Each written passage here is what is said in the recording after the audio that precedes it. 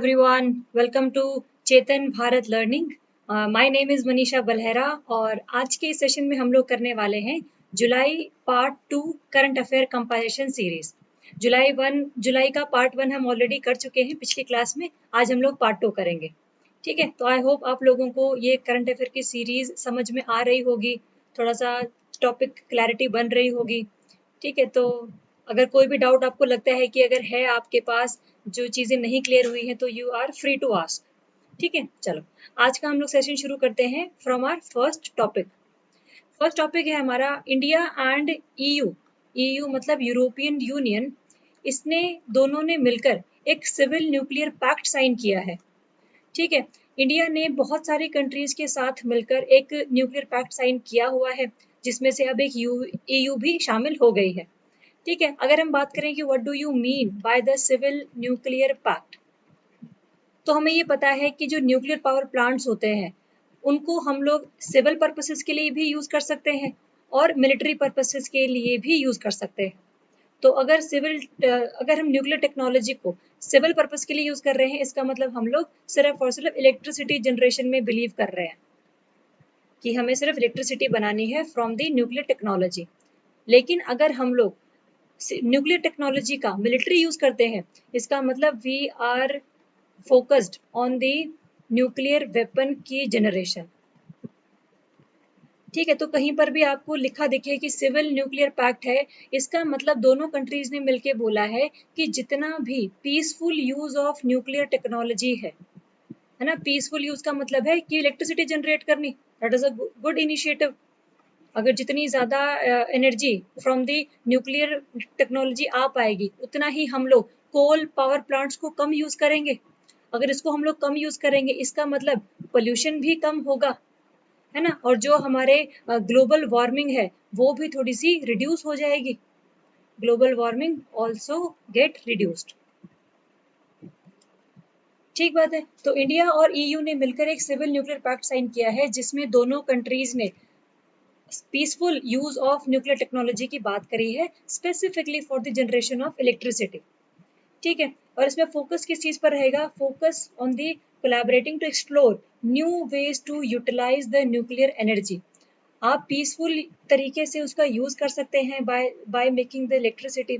और भी अगर आप चाहते हैं कि इसका यूज नॉर्मल लाइफ में हो सके, मेडिकल पर्पसेस के लिए हो सके, तो फिर अल्टीमेटली उसके लिए भी नए नए जो इन्वेंशंस हैं इन दोनों कंट्रीज के द्वारा किए जाएंगे।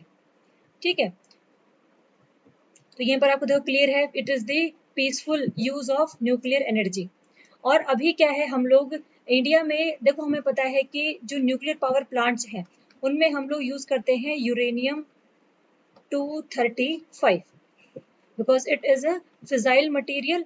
फिजाइल मटीरियल का मतलब होता है, अगर हमने इसको यूज किया है न्यूक्लियर पावर प्लांट में, तो एक चेन रिएक्शन बनाता है और वो चेन रिएक्शन चलती रहती है, चलती रहती है, चलती रहती है, और अल्टीमेटली जो है इलेक्ट्रिसिटी जनरेशन होती रहती है।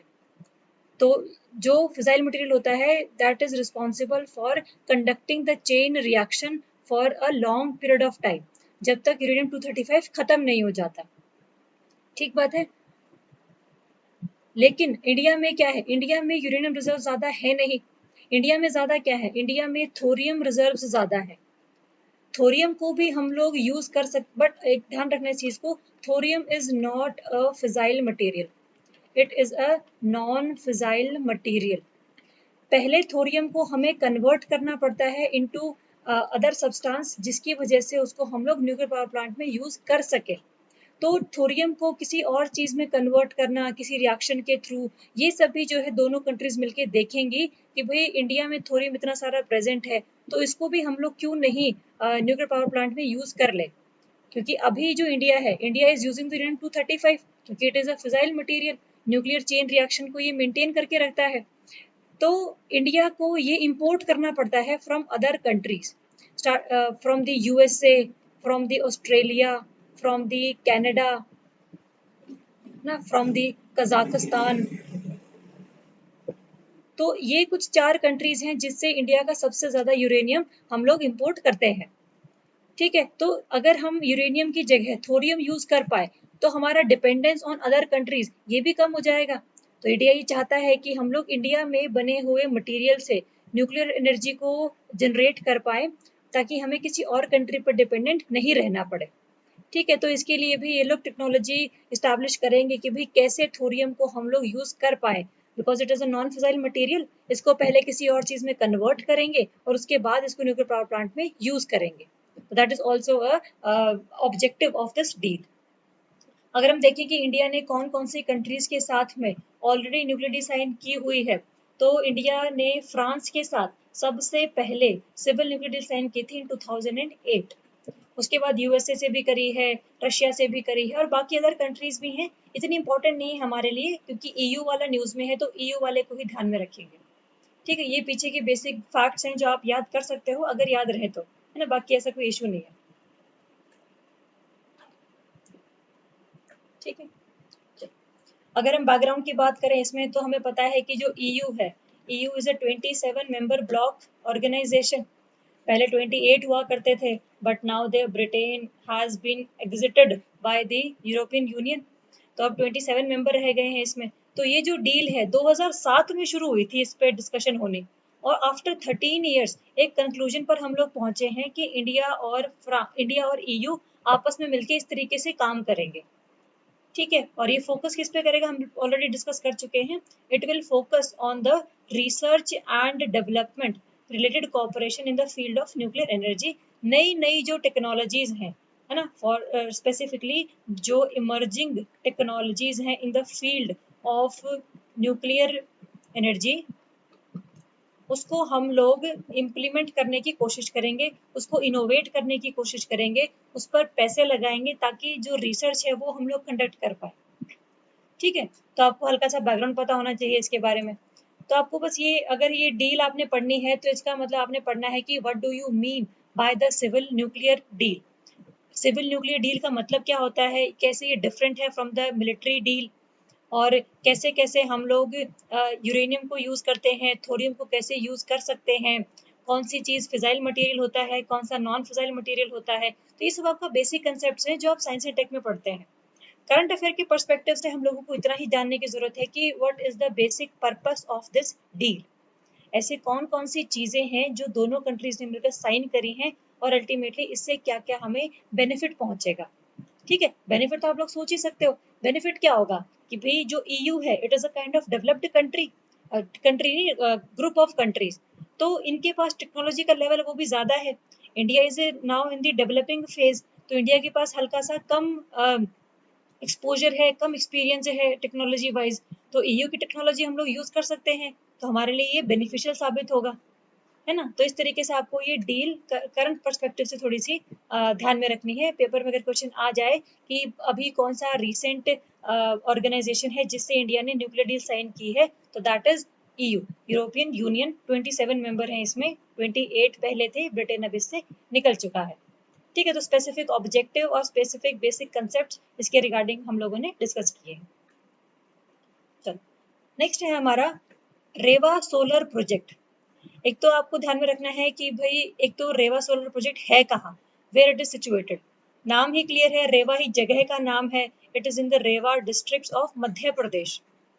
ठीक है, और इंडिया में जो ये सोलर प्रोजेक्ट बनेगा, ये एशिया का सबसे बड़ा सोलर पावर प्रोजेक्ट होगा, जिसको रिसेंटली अभी मोदी जी ने इनॉग्रेट किया है।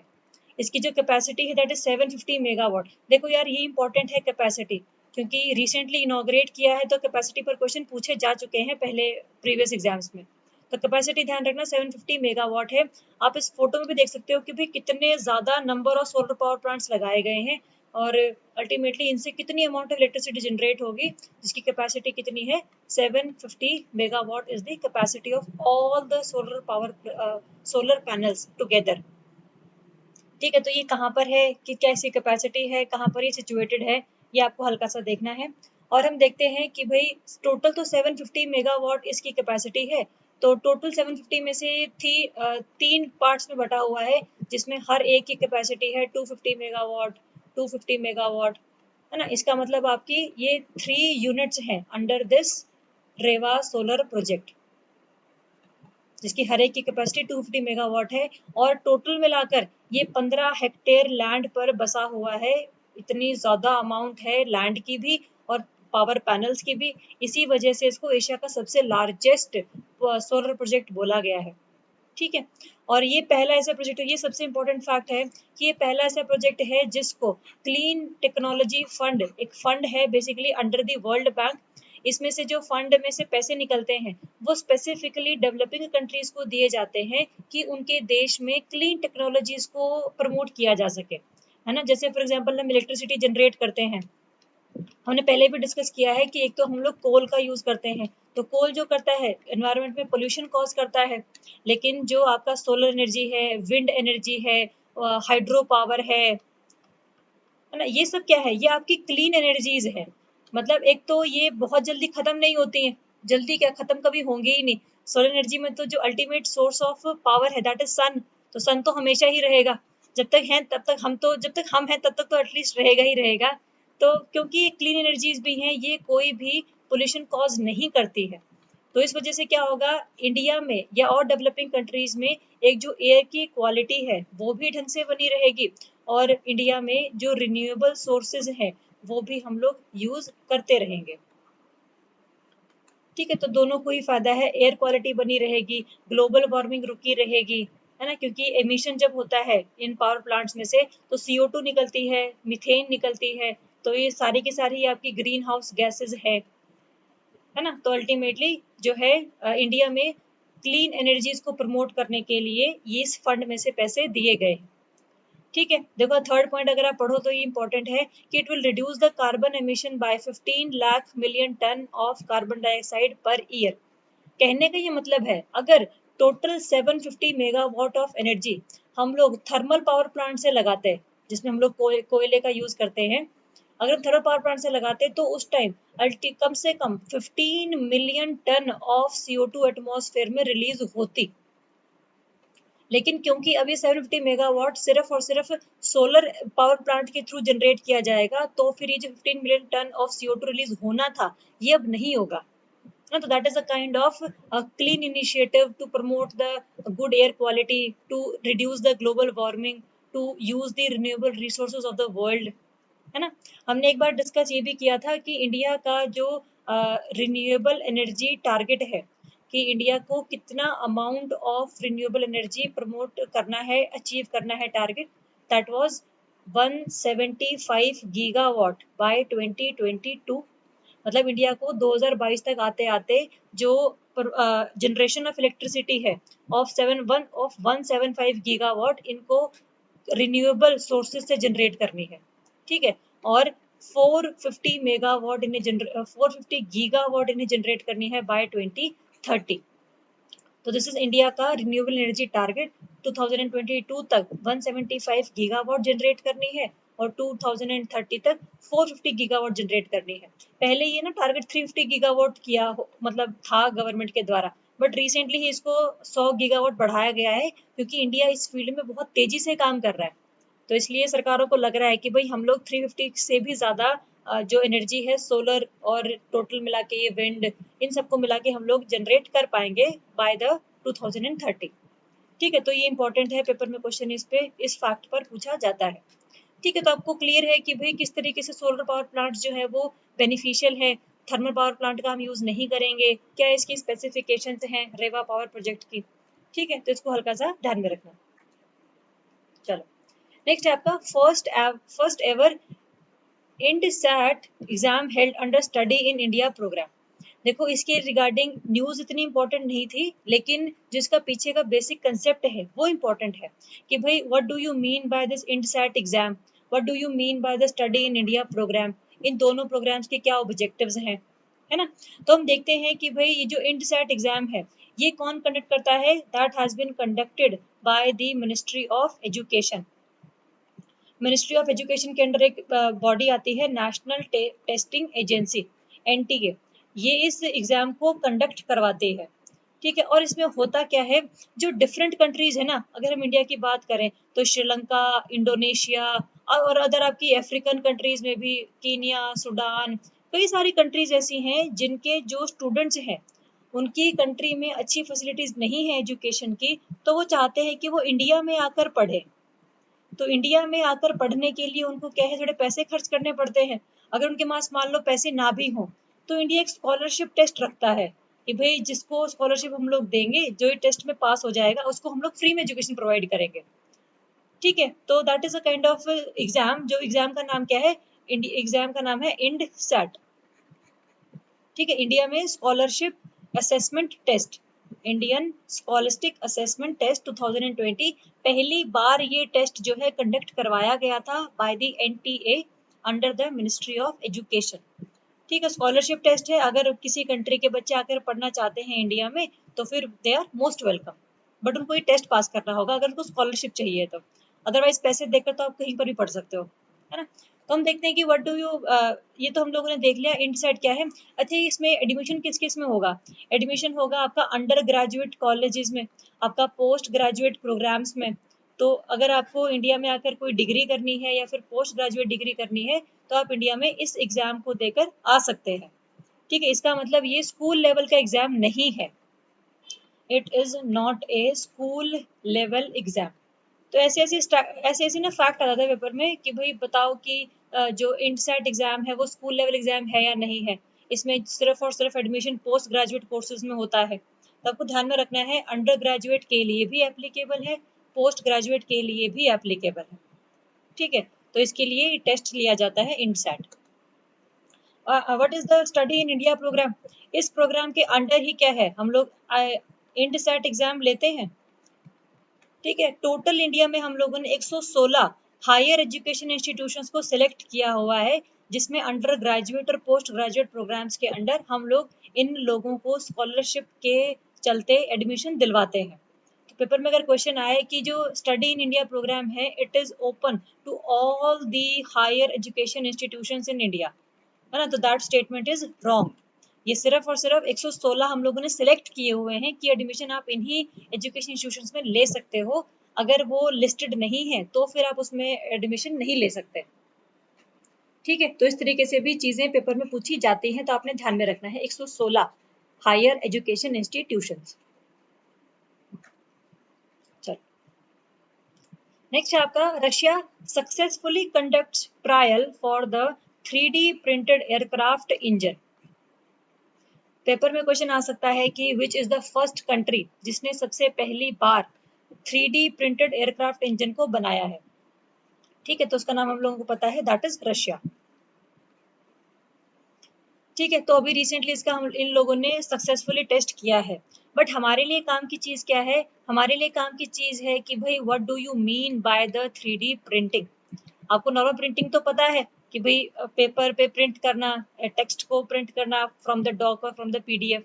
3D प्रिंटिंग क्या होती है basically, this is the 3D printing, है ना, जहां पर आप 3D जो ऑब्जेक्ट है उसको बना रहे हो with the help of this 3D printer, है ना। ये तो बेसिकली एक आपकी मूर्ति टाइप सी है, ऐसे ही आप कुछ भी बना सकते हो, ऐसे ही आप कोई भी आप बोलो ये जो एयरक्राफ्ट इंजन बनाया है वो भी इसी टेक्नोलॉजी के थ्रू बनाया है इन लोगों ने using the 3D printers.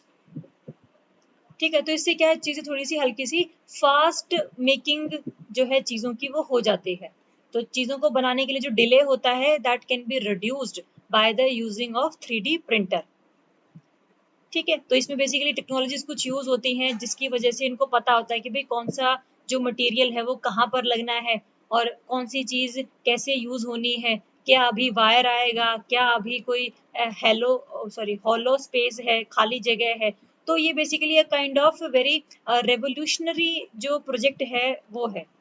Revolutionary का मतलब होता है कि भाई अभी नहीं, बहुत लेवल पर यूज होता नहीं है, क्योंकि 3D प्रिंटर्स को बनाने के लिए और 3D प्रिंटिंग करने के लिए अभी जो टेक्नोलॉजी है वो बहुत कम कंट्रीज के पास में है, जिसकी वजह से वो लोग कमर्शियल लेवल पर इसको यूज कर सके। एक्सपेरिमेंटल तौर पर तो सभी कंट्रीज कर चुकी हैं ऑलरेडी, बट इसको यूज इस तरीके से करना कि इसको हम बार बार किसी चीज को बनाने के लिए यूज करते रहे, है ना, तो वो बहुत कम कंट्रीज के पास में है, तो it is a kind of revolutionary idea. तो आपको ये चीज हल्की सी पता लग गई। और अगर हम देखें कि व्हाट इज 3D प्रिंटिंग, जैसे हम लोगों ने वो चीज बनाई थी वैसे ही हम लोग देखो एफएल टावर बना रहे हैं, मतलब एफएल टावर तो नहीं बना रहे, उसकी प्रोटोटाइप बना रहे हैं उसके जैसा, है ना। तो कोई भी चीज है, कोई टॉय है, कोई मशीन है, कोई भी चीज है, बॉटल्स है, ये सब चीजें बना सकते हैं हम लोग यूजिंग द 3D प्रिंटर्स। ठीक है। तो it is the construction of a 3 dimensional object from a digital 3D model, from a digital 3D printer. ठीक है, तो ये तो आपने ध्यान में रखना है। और आपने ध्यान में रखना है कि भाई इसमें कई सारी प्रोसेसेस यूज की जाती हैं जिसकी वजह से कोई चीजें सॉलिडिफाई की जाती हैं, किसी चीजों को आपस में ज्वाइन किया जाता है, किसी चीज को नए सिरे से बनाया जाता है ना। तो जो भी चीजें चाहिए हैं बनाने के लिए, टेक्नोलॉजी चाहिए है, that is embedded under this 3D printing technology. ठीक है, तो चाहे वो मैन्युफैक्चरिंग इंडस्ट्री हो, उसमें कोई आपको मशीन बनानी है, चाहे मेडिकल हो, मेडिकल एरिया में अगर आपको कोई और कोई मशीन की हेल्प से कोई चीज बनानी हो, इंडस्ट्रीज में आप लोग इसको यूज कर सकते हैं, सोशो कल्चरल सेक्टर में आप इसको यूज कर सकते हैं, है ना। यूज तो देखो अभी बहुत जगह होती है, बट कमर्शियल लेवल पर नहीं होती है। It is not used on the commercial level, मतलब ये बहुत बड़े पैमाने पर अभी यूज नहीं है। It is now in the experimental phase. तो अभी पूरी कंट्रीज में अच्छी तरीके से ये आई नहीं है। जब ये आ जाएगी तो डेवलपिंग कंट्रीज भी इसको बनाना शुरू कर देंगी, इसकी हेल्प से जो मशीन्स हैं वो बनाना शुरू कर देंगी। ठीक है, तो आपको पता लग गया कि भाई what do you mean by the 3D printing. किसी भी 3D ऑब्जेक्ट को प्रिंट करना is called the 3D printing. किससे प्रिंट करेंगे? 3D प्रिंटर से बनाएंगे। तो हम लोग एनिमेशन और ये पिक्चर आप लोग देख ही चुके हैं, इससे हल्का सा आपको आइडिया लग जाएगा कि what is the meaning of 3D printing. और पहली बार ऐसी कौन सी कंट्री है जिसने 3D प्रिंटिंग की हेल्प से एयरक्राफ्ट इंजन बनाया है, मतलब एक ऐसा इंजन जो एयरक्राफ्ट में यूज होगा, दैट कंट्री इज रशिया। ठीक है, चलो नेक्स्ट है एनासिस 2। आपको ध्यान में रखना है, एक तो ये आपकी सैटेलाइट है, इट इज अ सैटेलाइट। कौन सी कंट्री ने लॉन्च किया है? कंट्री है साउथ कोरिया। तो साउथ कोरिया ने पहली बार अपने देश के लिए मिलिट्री कम्युनिकेशन सैटेलाइट एनएसएस 2 को लॉन्च किया है। देखो, एक तो होती है नॉर्मल सैटेलाइट्स जो आपकी कम्युनिकेशन होती हैं, जिसे हम फोन पे मैसेज भेजते हैं, किसी और को रिसीव होता है, तो that is through the satellite connection. अगर हम सिर्फ मिलिट्री की कम्युनिकेशन कर रहे हैं, मिलिट्री टू मिलिट्री, नेवी वाला एयरफोर्स वाले से बात कर रहा है, एयरफोर्स वाला आर्मी वाले से बात कर रहा है, तो ताकि वो जो कन्वर्सेशन है वो हैक ना हो जाए, है ना, तो उनकी जो इन्फॉर्मेशन है वो लीक ना हो जाए, इसलिए एक डिफरेंट टाइप ऑफ सैटेलाइट चाहिए होती है हर एक कंट्री को, जिसमें वो लोग मिलिट्री के रिगार्डिंग कम्युनिकेशन को सेटअप कर सकते हैं। ठीक है, तो इसने स्पेसिफिकली एनासिस 2 जो है, it is a military communication satellite launched by the south Korea. और इसने की क्यों है? अगर आप देखो तो ये साउथ कोरिया है और ये आपका नॉर्थ कोरिया है। साउथ कोरिया और नॉर्थ कोरिया में बहुत ज्यादा डिस्प्यूट्स है ना। और नॉर्थ कोरिया के तो हर कंट्री के साथ में ही है, चाहे चाहे यूएसए हो, चाहे कोई भी कंट्री हो, इसके पंखे हर किसी चलते ही रहते हैं। तो स्पेसिफिकली साउथ कोरिया को ये डर है कि भाई नॉर्थ कोरिया बिल्कुल मेरे साथ में लगती हुई कंट्री है। अगर साउथ कोरिया ने कभी हमारे ऊपर कोई मिसाइल लॉन्च कर दी, कोई न्यूक्लियर वेपन लॉन्च कर दिया, तो ऐसी भी चीजें हो सकती हैं कि नॉर्थ कोरिया हमारे सिस्टम्स को हैक कर ले, हम लोग आपस में कम्युनिकेट ना कर पाए और ये अल्टीमेटली मिसाइल लॉन्च कर दे हम पे, है ना। तो ऐसा ना हो, तो इसलिए साउथ कोरिया ने पहले ही प्रिवेंशन लेते हुए ये एनएसएस 2 सैटेलाइट जो है उसको लॉन्च कर दिया है। ठीक है, तो it is to defend itself against nuclear armed North Korea. और क्योंकि इसको साउथ कोरिया को खतरा भी है कि भाई नॉर्थ कोरिया के पास ना न्यूक्लियर वेपन्स हैं, और डराता रहता सभी कंट्रीज को। एक बार तो उसने ये भी कहा था कि मेरे पास सिर्फ न्यूक्लियर वेपन्स नहीं है, मेरे पास हाइड्रोजन बॉम्ब भी है। तो अगर आप बात करो हाइड्रोजन बॉम्ब और न्यूक्लियर वेपन की, तो हाइड्रोजन बॉम्ब इज मोर, आप कह लो, more effective, more disastrous than the nuclear weapons. तो ये सब डराता रहता सभी कंट्रीज को। पता नहीं इसके पास है या नहीं है, बट ये बोलता तो है, तो हम रिस्क नहीं लेते। इसलिए साउथ कोरिया ने पहले ही अपने कम्युनिकेशंस को एस्टैब्लिश करने के लिए सैटेलाइट लॉन्च कर दी है। ठीक है, और अगर हम देखें कि south Korea has become the 10th country, important नहीं है कि पहली 9 कंट्रीज कौन थी, but now south Korea is also under the list जिसमें सभी कंट्रीज अपने लिए अलग अलग मिलिट्री कम्युनिकेशन सैटेलाइट को लॉन्च करती हैं। ठीक है, आप लोगों के लिए एक होमवर्क टाइप सा है, आप ना इंडिया के रिगार्डिंग एक प्रोजेक्ट कौटिल्य देखना कि भाई क्या चीज है। इसके अंदर इंडिया ने भी अपनी मिलिट्री सैटेलाइट को लॉन्च किया था, उसका नाम क्या है बेसिकली और क्या उसके फंक्शंस हैं। Name of satellite and function of satellite, similar functions होंगे वैसे तो, बट एक बार इसको चेक जरूर करना। ठीक है, चलो, तो हम लोगों ने इसके ऑब्जेक्टिव तो देख ही लिए हैं, और इससे होगा क्या, जितने भी आपके साउथ कोरिया की कैपेबिलिटीज है that will improve in the future. ठीक है, चलो नेक्स्ट है आपका NASA's James Webb space telescope to be launched in October 2021। पहले इसको मार्च 2021 में लॉन्च होना था, बट अब इसको डिले कर दिया गया है ड्यू टू कोरोना पेंडेमिक। तो अपने लिए इम्पोर्टेंट है कि भाई ये what is the James Webb space telescope और इसकी जगह पहले कौन था। ठीक है, देखो नाम से ही क्लियर है, it is the space telescope, मतलब एक ऐसा टेलीस्कोप जो कहाँ पर होगा, it will be in the space. Telescope आपके दो तरीके के हो सकते हैं, या तो टेलीस्कोप आपका ग्राउंड पर हो, मतलब अर्थ पर हो, या फिर वो आपका स्पेस में हो। तो ग्राउंड पर से जो है स्पेस की एक्टिविटीज को मेजर करना हल्का सा डिफिकल्ट होता है, क्योंकि कभी बादल आ रहे हैं बीच में, कभी बारिश हो रही है, कभी एटमॉस्फेयर अच्छा नहीं है, एनवायरनमेंट अच्छा नहीं है, तो इसलिए चीजों को देख पाना हल्का सा मुश्किल होता है। इसीलिए अगर हम प्लैनेट्स को, एस्ट्रॉइड्स को, स्टार्स को, इनको जो स्पेस में प्रेजेंट हैं चीजें, उनको अगर देखना चाहते हैं तो हम लोग स्पेस में भी टेलीस्कोप जो है इंस्टॉल करते हैं। तो नासा जो है जेम्स वेब टेलीस्कोप, ये क्या है, इसका स्पेस टेलीस्कोप है, अ kind of space observatory. It is a space observatory जो स्पेस में रह के चीजों को ऑब्जर्व करेगा। किसको ऑब्जर्व करेगा, एस्ट्रॉइड्स को ऑब्जर्व करेगा, आपके प्लैनेट्स को ऑब्जर्व करेगा, आपके स्टार्स खास करके सन, इसको ऑब्जर्व करेगा, है ना। तो थोड़ा पास से देखेगा तो चीजें हल्की सी ज्यादा क्लियर होती हैं। तो ये न्यूज में इसलिए था कि भाई इसको थोड़ा सा डिले कर दिया गया है इसकी इंस्टॉलमेंट को, बट आपको ध्यान में रखना है कि what is the James Webb telescope. Paper में क्वेश्चन ऐसे भी आ सकता है कि इट इज द टेलीस्कोप जो आपका धरती पर है। हम लोगों ने पहले किया था कई सारे टेलीस्कोप, हम लोग वो कर चुके हैं, जो आपका 30 डायामीटर टेलीस्कोप था वो हमने किया था, जो आपका साउथ अमेरिका में सिचुएटेड था, साउथ अमेरिका में हवाई वाले एरिया में। 30 मीटर डायमीटर टेलीस्कोप ये हमने किया था। एक हम लोगों ने लद्दाख में एक चंद्रा टेलीस्कोप था, उसको किया था, है ना। तो एक बार इन दोनों को भी रिवाइज करना, ये हम ऑलरेडी डिस्कस कर चुके हैं।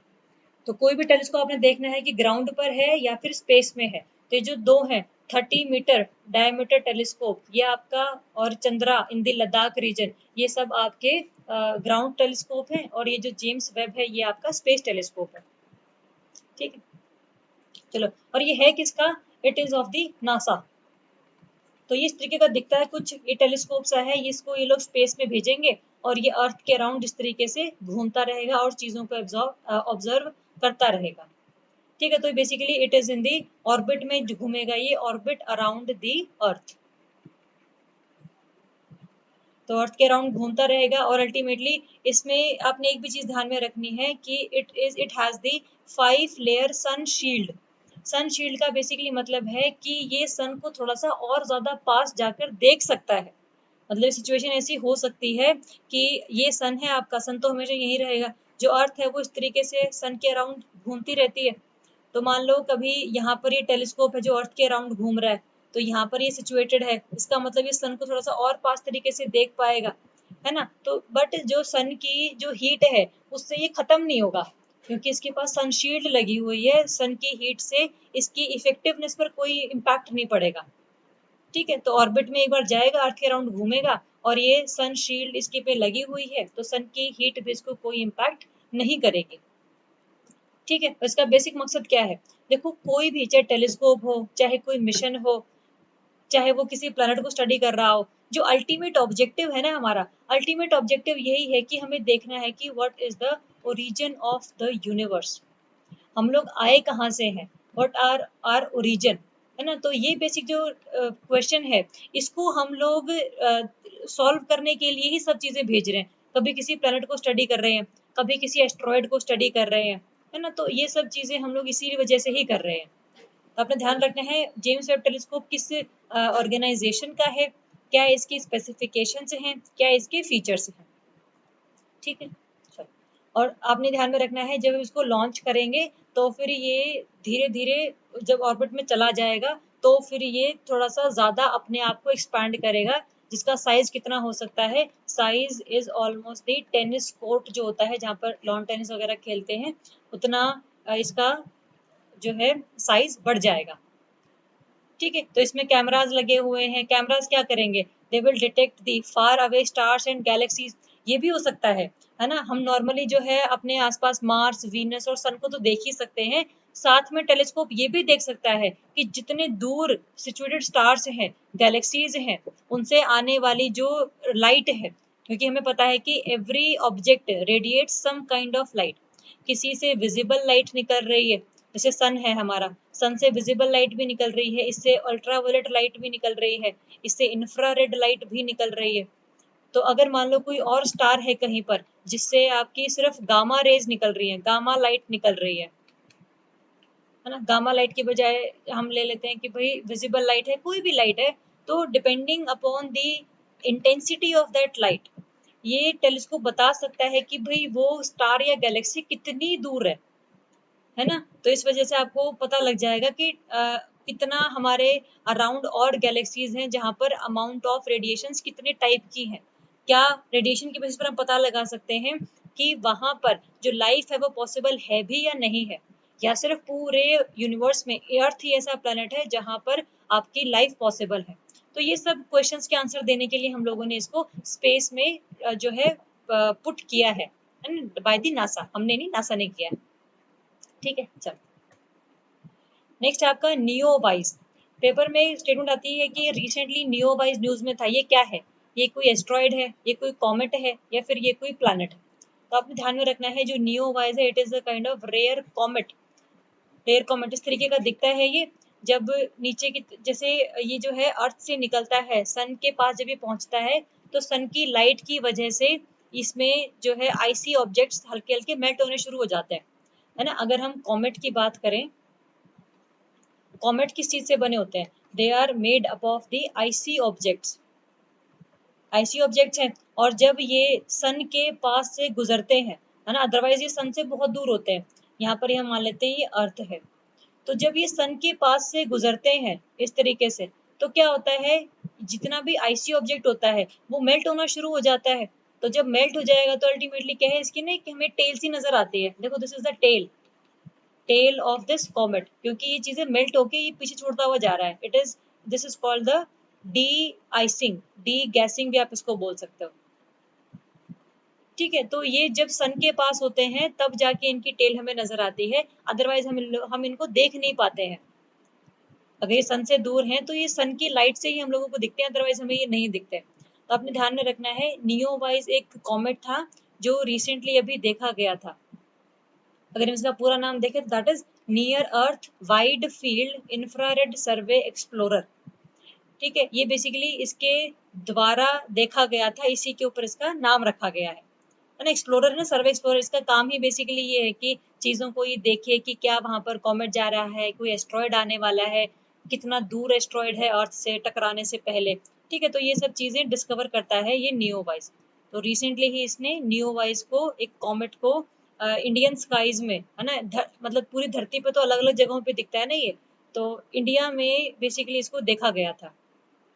ठीक है, तो नियोवाइज क्या है, क्यों इसकी टेल बनती है, और ये कब हमें दिखता है, जब ये सन के पास होता है, जब ये सन के अराउंड जा रहा होता है। क्योंकि अदरवाइज क्या है, जो कॉमेट जो है, कॉमेट भी आपका बेसिकली ऐसे ही सन के अराउंड ऑर्बिट करते हैं ना। दिस इज कॉमेट, यहाँ पर ये कॉमेट, ये भी कॉमेट, एक ही कॉमेट है ये, तो ये भी सन के अराउंड ही वो कर रहे हैं, आपका ऑर्बिट कर रहे हैं, घूम रहे हैं, रिवॉल्व कर रहे हैं। ठीक है, तो जब ये सन के हल्का सा पास आता है तब जाके इसकी डी गैसिंग होनी शुरू होती है और हमें दिखना शुरू हो जाता है। ठीक है, तो इसको हल्का सा आप ध्यान में रख लेना कि नियोवाइज is a kind of rare comet, जिसका नाम किसके बेसिस पर पड़ा है, एक्सप्लोरर के बेसिस पर ही पड़ा है, जिसने इसको डिस्कवर किया है। ठीक है, नेक्स्ट है आपका वर्ल्ड पॉपुलेशन डे। कब मनाया जाता है, it is celebrated on the July 11th। ये इंपॉर्टेंट है क्योंकि इसको बेसिकली यूनाइटेड नेशंस जो है वो सेलिब्रेट करता है, और खास करके ये सेलिब्रेट किया जाता है ताकि लोगों में फैमिली प्लानिंग को प्रमोट किया जा सके, ताकि जिस हिसाब से पूरे वर्ल्ड की पॉपुलेशन बढ़ रही है, तो जो गैप है between the resources present, resources की सप्लाई और रिसोर्सेज की डिमांड में जो गैप है वो बहुत ज़्यादा बढ़ जाएगा। तो डिमांड करने वाले लोग ज़्यादा हैं बट सप्लाई कम है, तो इससे जो डिस्टर्बेंस है वो क्रिएट होती है in the resources and in the atmosphere as well. ठीक है, तो ये सब चीज़ें प्रमोट करने के लिए जो यूनाइटेड नेशन है वो वर्ल्ड पॉपुलेशन डे मनाता है 11 जुलाई को। इस बार की जो थीम है, इस बार की थीम है basically how to safeguard the health, health है ये basically, health and rights of womens and girls now amid the pandemic.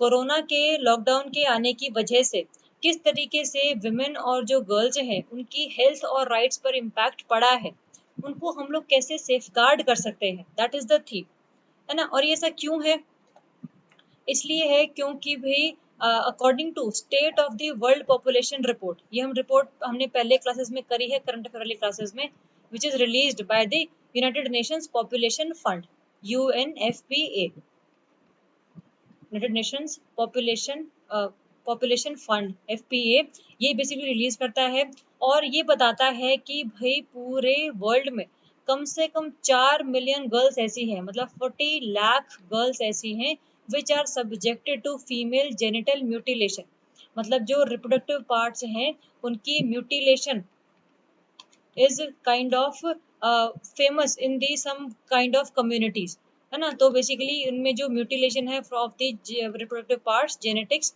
वो सब देखने को मिलती है जो कि उनके राइट्स खास करके रिप्रोडक्टिव राइट्स को हैम्पर करती है ना। तो इस वजह से हमें स्पेसिफिक ध्यान देना है कि पूरे वर्ल्ड में कोई भी कम्युनिटी फीमेल जेनिटल म्यूटिलेशन को ना प्रमोट करे, because it is against the human right, है ना। और ये भी इसको थीम इसलिए भी रखा गया है क्योंकि जो कोरोना है उसका सबसे ज्यादा जो इम्पैक्ट है फिजिकली हो चाहे इमोशनली हो, that has been on the women according to the United Nations.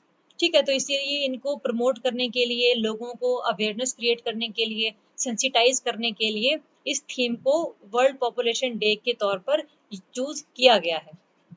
ठीक है, तो डे ध्यान में रख लेना, कौन मनाता है ध्यान में रख लेना, क्या थीम है ये देख लेना, है ना। और बेसिकली इसको ही क्यों चुना गया है during the Covid lockdown.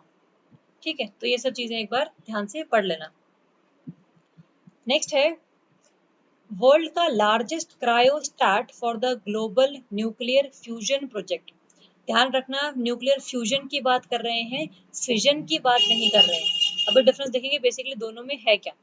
News में इसलिए था क्योंकि जो आपका ये न्यूक्लियर फ्यूजन प्रोजेक्ट है, ग्लोबल न्यूक्लियर फ्यूजन जो प्रोजेक्ट है, ये 7 कंट्रीज की हेल्प से हम लोग बना रहे हैं। ठीक है, और इसको हम क्या बोलते हैं, ITER, international thermo nuclear experimental reactor, जिसको जो है इंडिया में through the department of atomic energy जो है कंडक्ट करवाया जाता है। ठीक है, तो पहली बार जो है इसका इस प्रोजेक्ट के अंदर DAE के थ्रू जो LNT है, लार्सन एंड टर्बो जो कंपनी है हमारी, उसने पहली बार सबसे ज्यादा वर्ल्ड का लार्जेस्ट क्रायोस्टैट जो है इस रिएक्टर, इस प्रोजेक्ट के लिए बनाया है। जो क्रायो का मतलब होता है लो टेम्परेचर। ठीक है, तो लो टेम्प एक ऐसा वेसल, एक ऐसी चीज, देखो इस तरीके से आपको देखना है, ये एक ऐसी चीज है जिसके अंदर बहुत ज्यादा लो टेम्परेचर मेंटेन किया जा सकता है। ठीक है, तो हम देखेंगे कि वो what is the cryostat and what is the nuclear fusion project. ठीक है, पहले देख लेते हैं 7 कंट्रीज कौन कौन सी है। ध्यान में रखना, India is one of the 7 countries which is collaborating in the ITER। इसके अलावा आपका Japan, China, US, South Korea and Russia and European Union as a whole organisation. ये है कहाँ पर, ये फ्रांस में है, लेकिन फ्रांस इसको फंड नहीं कर रहा है, ये इंपॉर्टेंट फैक्ट है। 7 कंट्रीज आपको ध्यान रखनी है, खास करके India is the member of ITER, ये तो ध्यान में रखना ही रखना है। ठीक है, जो ITER है वो बेसिकली है क्या, it is international thermo nuclear experimental reactor. हम लोगों ने स्टार्टिंग में बात की थी कि जो न्यूक्लियर एनर्जी है, न्यूक्लियर एनर्जी जो है उससे हम लोग इलेक्ट्रिसिटी बना सकते हैं। ये इलेक्ट्रिसिटी हम लोग बना सकते हैं through the fission reaction and through the fusion reaction.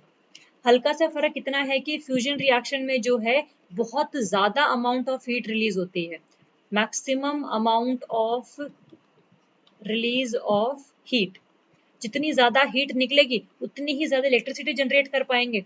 और फिजन में क्या है, अगर हीट कम है as compared to the fusion reaction, तो जो इलेक्ट्रिसिटी है वो भी आपकी कम बनेगी।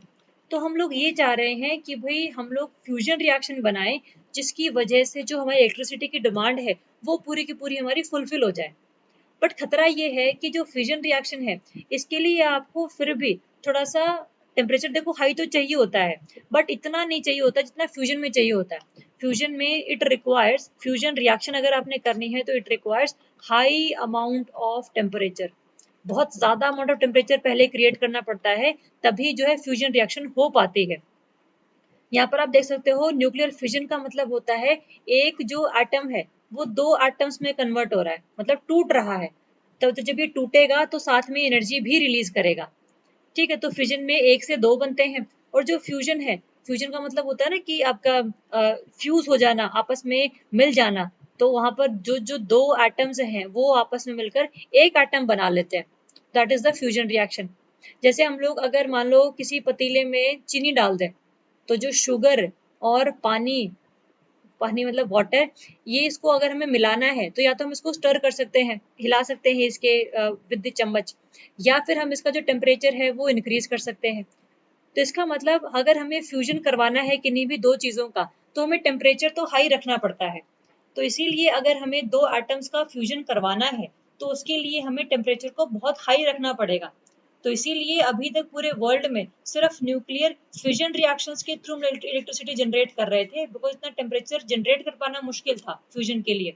बट रिसेंटली अभी सभी कंट्रीज ने मिलकर देखा है कि भाई क्यों ना फ्यूजन की जगह फ्यूजन किया जाए, तो उस पर ही सबका काम चल रहा है। तो ये 1998 से ये प्रोजेक्ट चल रहा है। ठीक है, और मतलब इस पर रिसर्च चल रही है, और जो स्टार्ट है, स्टार्ट इज एक्सपेक्टेड फ्रॉम 2035। तो जो फ्यूजन रिएक्शन शुरू होएगी इस रिएक्टर में वो 2035 तक शुरू होने के चांसेस हैं। उससे पहले लोग सब कुछ बना रहे हैं, रिएक्टर बना रहे हैं, क्रायोस्टैट बना रहे हैं। ठीक है, वे सब चीजें कर रहे हैं। ठीक है, तो it is a kind of reactor जिसमें क्या होगी, nuclear fusion reaction will occur. Fusion reaction होगी, एनर्जी निकलेगी, एनर्जी निकलेगी तो उस एनर्जी को हम लोग यूज कर सकते हैं in the generation of electricity. और इस किस किस को फ्यूज करेंगे हम लोग, fusion will be of deuterium and tritium, both are the isotope of hydrogen, isotopes of hydrogen. तो क्या होगा बेसिकली, हम चाह रहे हैं कि ड्यूटीरियम और ट्रीटियम को हम लोग फ्यूज कर दें, उससे क्या बनेगा आपका हीलियम, एक हीलियम बनेगा और साथ में एक न्यूट्रॉन बनेगा, और साथ में क्या होगा, एनर्जी रिलीज होगी। तो ये जो एनर्जी है ये बहुत ज्यादा अमाउंट में रिलीज होगी, जिससे हम लोग इलेक्ट्रिसिटी को इजिली जनरेट कर सकते हैं। ठीक है, तो आपने ध्यान में रखना है फ्यूजन का मतलब होता है दो चीजों को मिलाना, फिजन का मतलब होता है दो चीजों को अलग कर देना। तो अगर हम इंडिया में या फिर किसी भी कंट्री में फिजन रिएक्शन की बात करें, तो फिजन का मतलब होता है हम खास करके जो है यूरेनियम 235 को यूज करते हैं, उसके साथ हम लोग एक न्यूट्रॉन को बम्बार्ड करवाते हैं, उससे टकरावाते हैं। उससे क्या निकलता है, आपका क्रिप्टॉन निकलता है, साथ में आपका बेरियम निकलता है, और साथ में 3 न्यूट्रॉन्स और निकलते हैं, और साथ में एनर्जी निकलती है। तो 3 न्यूट्रॉन्स जो बने हैं वो दोबारा से 3 टाइम इसके साथ रिएक्ट करेंगे, 3 करेंगे तो उससे 9 न्यूट्रॉन्स निकलेंगे, जब 9 टकराएंगे तो उससे आपके 27 निकलेंगे, 27 टकराएंगे तो 81 निकलेंगे। तो इस तरीके से जो है वो रिएक्शन चलती रहेगी, है ना। जो हम लोगों ने स्टार्टिंग में किया था फिजाइल मटेरियल है, इसका मतलब यही है कि जो यूरेनियम 235 है, it can sustain the nuclear chain reaction. तो चेन सी बन जाएगी इनकी टोटल। ठीक है, तो बस आपने करना क्या है, एक न्यूट्रॉन को बम्बार्ड करवाना है विद यूरेनियम 235। ठीक है, इससे एक एक जो एटम है 35 को किस में कन्वर्ट हो गया, क्रिप्टॉन और बेरियम में, और 3 न्यूट्रॉन्स में। तो अल्टीमेटली चीज चलती चली जाएगी। तो ये तो है आपकी फिजन रिएक्शन, और ये है आपकी फ्यूजन रिएक्शन। तो अगर आपको ये फ्यूज करवाना है तो you need very high amount of temperature. Temperature इसमें भी चाहिए, फ्यूजन में भी चाहिए टेम्परेचर, बट इतना नहीं जितना फ्यूजन में चाहिए। तो हल्का सा ये डिफरेंस है दोनों में। ठीक है, चलो अब हम देखते हैं व्हाट इज द क्रायोस्टैट। हमने देखा क्रायो का मतलब होता है लो टेम्परेचर। ये एक ऐसा चैम्बर है which will act as a safety barrier, क्योंकि न्यूक्लियर फ्यूजन रिएक्शन के टाइम पर जो टेम्परेचर है वो बहुत ज्यादा जनरेट हो जाता है। तो क्रायोस्टैट इसके आसपास लगाया जाता है ताकि जो है टेम्परेचर बहुत ज्यादा हाई ना चला जाए। तो it is a kind of safety barrier. मतलब जब तक फ्यूजन रिएक्शन चल रही है अच्छी बात है, तब तक ये काम नहीं करेगा, लेकिन जैसे ही इनको लगता है कि भाई अब तो सिचुएशन आउट ऑफ कंट्रोल होने वाली है, तब जाकर ये लोग क्रायोस्टेट को ऑन कर देंगे, जिससे कि जो टेम्परेचर है वो हल्का सा डाउन आ जाएगा और जो चीजें हैं वो काबू में आ जाएंगी। ठीक है, तो ये बेसिकली इंडिया ने बनाया है। देखो प्रोजेक्ट जो है आपका ग्लोबल न्यूक्लियर फ्यूजन प्रोजेक्ट, इसमें कई सारे इक्विपमेंट्स हैं। कहीं क्रायोस्टेट चाहिए है, कहीं पर ड्यूटीरियम और ट्रीटियम बनाने हैं, कहीं पर न्यूट्रॉन बनाने हैं, तो हजार चीजें हैं। तो अलग अलग कंट्रीज को अलग अलग रिस्पॉन्सिबिलिटी सौंपी गई है। तो इंडिया को रिस्पॉन्सिबिलिटी क्रायोस्टेट बनाने की सौंपी गई थी, जिसको इंडिया ने फुलफिल कर दिया है through the company of L&T under the department of atomic energy की रेगुलेशन। ठीक, कैसे बनेगा, कितना ज्यादा अमाउंट लगेगा, वो सब डीए डिसाइड करता है। तो इंडिया ने क्रायोसेट बना के दे दिया है, जो पूरे वर्ल्ड का अभी तक का लार्जेस्ट क्रायोस्टेट बन चुका है। ठीक है, तो आपको ये चीज ध्यान में रखनी है। चलो, नेक्स्ट है आपका detail structure and activities of in space released. ठीक है, तो आपने ध्यान रखना है what do you mean by the in space. ये एक बेसिकली ऑर्गेनाइजेशन है जो रिसेंटली जो इसरो है उसने लॉन्च करी है। इसका मतलब है Indian National Space Promotion and Authorisation. ये आपको डेफिनेशन तो ध्यान में रखनी है, साथ में इसकी फुल फॉर्म भी ध्यान में रखनी है, क्योंकि छोटे पेपरों में फुल फॉर्म पर भी क्वेश्चन आते हैं। और हमारे को पता है कि जो सरकार है वो हमारे साथ खेल रही है बेसिकली, इतनी ज्यादा एब्रीवेशंस देने के कारण। तो बस आपने थोड़ा सा उसको टैकल करना है कि जो in space that is Indian National Space Promotion Authorisation. इसका जो स्पेसिफिक काम है ना, स्पेसिफिक काम ये है कि जितना भी अभी अल्टीमेटली क्या है, इसरो सब कुछ करता है। इसरो ही लॉन्च व्हीकल बनाता है, इसरो ही सैटेलाइट बनाता है, इसरो ही लॉन्च करता है उसको। तो सारा काम जो इसरो करता है, ISRO is a kind of public sector, मतलब अंडर दी गवर्नमेंट। ठीक है, तो इस पर क्या है, बर्डन बहुत ज्यादा है, सब कुछ ही खुद ही अकेला कर रहा है। तो पहली बार ऐसा हुआ है कि प्राइवेट सेक्टर को भी इन लोगों ने कोलैबोरेशन में यूज किया है। जैसे लॉन्च व्हीकल्स बनाने के लिए आपने कोई टेंडर दे दिया किसी और प्राइवेट कंपनी को कि ये लॉन्च व्हीकल बना लेगा, अल्टीमेट सैटेलाइट हम लोग बना लेंगे और उसको लॉन्च कर देंगे। तो इससे जो चीजें होंगी ना वो हल्की सी डिले कम होंगी लॉन्च करने के लिए। तो that is a kind of collaboration with the private sector and ISRO, that is the public sector। तो उसकी रिगार्डिंग जो भी रेगुलेशन है, जो भी मॉनिटरिंग है, that would be done by the in space, है ना। अगर मान लो कोई एक कंपनी है जिसको ये देखना है कि मुझे टेंडर चाहिए, मुझे ये कॉन्ट्रैक्ट चाहिए कि भाई मैं ये लॉन्च व्हीकल बनाऊं, तो जो ऑक्शंस हैं वो इन स्पेस कंडक्ट करेगी। किसी भी टेंडर को जो एलोकेशन है वो इन स्पेस करेगी।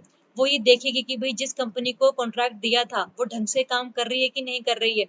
तो ये सब जो चीजें हैं बेसिकली रेगुलेशन मॉनिटरिंग वाली, वो इन स्पेस करेगी, specifically for the private sector. ठीक है, जो इन स्पेस है it has the single window agency, जिसके कारण जितने प्राइवेट सेक्टर हैं वो परमिट और जो बेसिकली परमिट ले सकते हैं to build the launch vehicle और टू बिल्ड द सैटेलाइट्स। ठीक है, तो बेसिकली अगर आपको परमिशन चाहिए है कि भाई मैं लॉन्च व्हीकल बनाना चाहता हूँ, तो परमिशन आपको कहाँ से मिलेगी, परमिशन आपको मिलेगी इन स्पेस से। ठीक है, और जो भी सर्विसेज प्राइवेट सेक्टर इनको प्रोवाइड करेगा, मतलब पूरी इंडिया कंट्री को प्रोवाइड कर रहा है, उसकी जो मॉनिटरिंग है वो भी इन स्पेस ही कर रहा है।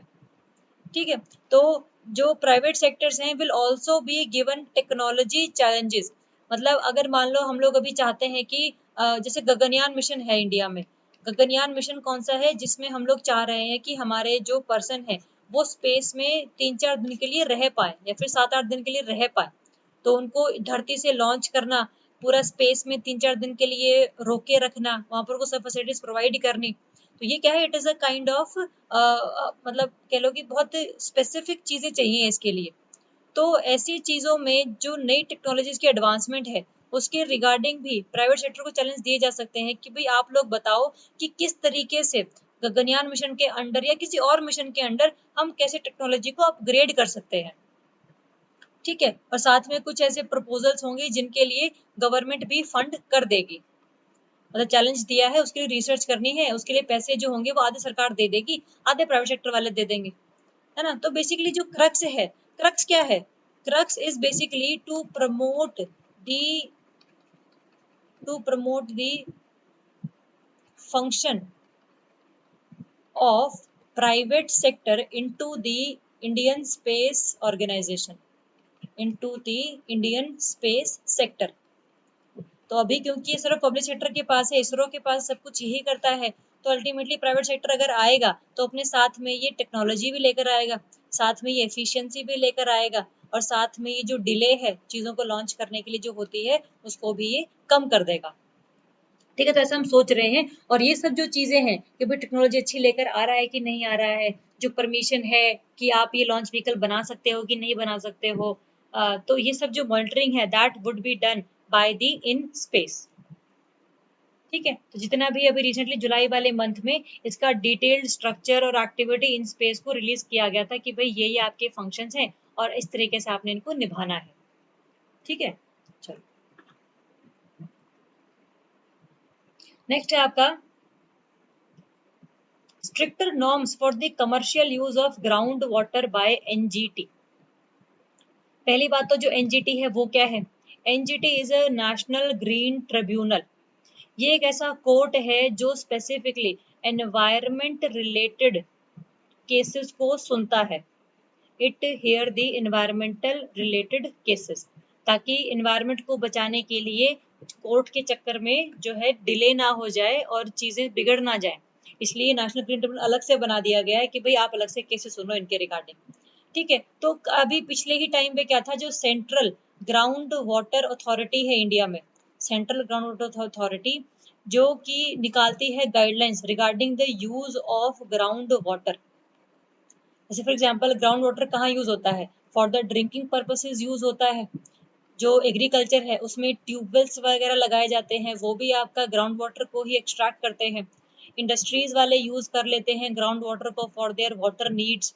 ठीक है, तो ये सब चीजें जो है वो किस तरीके से यूज की जाए कि भाई ग्राउंड वाटर डिप्लीट ना हो, कि ग्राउंड वाटर का जो लेवल है वो नीचे नहीं जाए, है ना, तो वो बना के रखना है हमें बेसिकली। तो कुछ गाइडलाइंस सीजीडब्ल्यूए ने रिलीज करी थी, जिन पर जितनी भी गाइडलाइंस है उनको नेग्लेक्ट कर दिया है बाय द एनजीटी, और उसने नई गाइडलाइंस दी है अपनी। ठीक है, तो हमारे लिए इंपॉर्टेंट है कि नई गाइडलाइंस बेसिकली हैं क्या। ठीक है, तो हम देखते हैं कि भाई इसने इस ग्रीन ट्रिब्यूनल ने स्पेसिफिकली ये कहा है कि जब किसी भी इंडस्ट्री को आप परमिट प्रोवाइड करते हो कि आप ग्राउंड वाटर को यूज कर सकते हो इन योर इंडस्ट्रीज, या फिर कोई प्यूनिटिव एक्शन लेते हो, मतलब उन्होंने कोई गलत काम कर दिया है जो कि पनिशेबल है, तो जब आप उनके खिलाफ कोई एक्शन लेते हो तो फिर आपको बहुत ज़्यादा प्रोएक्टिवनेस दिखानी पड़ती है, ताकि ऐसा ना हो कि भाई इंडस्ट्री वाले कुछ भी करते जाए और आप लोगों को पता ही ना चले। ठीक है, तो उनको बेसिकली आपको रोकना है to have the illegal permits and to decrease the punishable offences. ये तो इसने बेसिकली ये बोला है। साथ में इसने जो है स्पेसिफिक जो इसकी गाइडलाइंस है वो क्या कहती हैं, इसने क्या कर दिया है, it has banned the general permission for withdrawal of ground water to the commercial entities, जो कि किसी भी इंडस्ट्री ने लगाया है without an environmental impact assessment. जो इन्वायरमेंटल इम्पैक्ट असेसमेंट है बेसिकली वो कराया जाता है जिस मतलब जब कोई प्रोजेक्ट लगता है, मान लो कोई डैम लगना है, तो डैम को बनाने से पहले क्या होता है, EIE होता है, इन्वायरमेंटल इम्पैक्ट असेसमेंट। नाम से क्लियर है कि एक ऐसी असेसमेंट, ये देखा जाता है कि डैम के बनने की वजह से इन्वायरमेंट को हानि पहुंच रही है कि नहीं पहुंच रही है। ठीक है, तो that is a kind of assessment जिसकी वजह से हम लोग इन्वायरमेंटल इम्पैक्ट देख सकते हैं। तो जब तक किसी भी इंडस्ट्री ने अगर पानी यूज करना है ग्राउंड वाटर वाला without using the environmental impact assessment, आप उस ग्राउंड वाटर को यूज नहीं कर सकते। ठीक है, तो अगर किसी इंडस्ट्री को ग्राउंड वाटर यूज करना है तो they should have the environmental impact assessment first.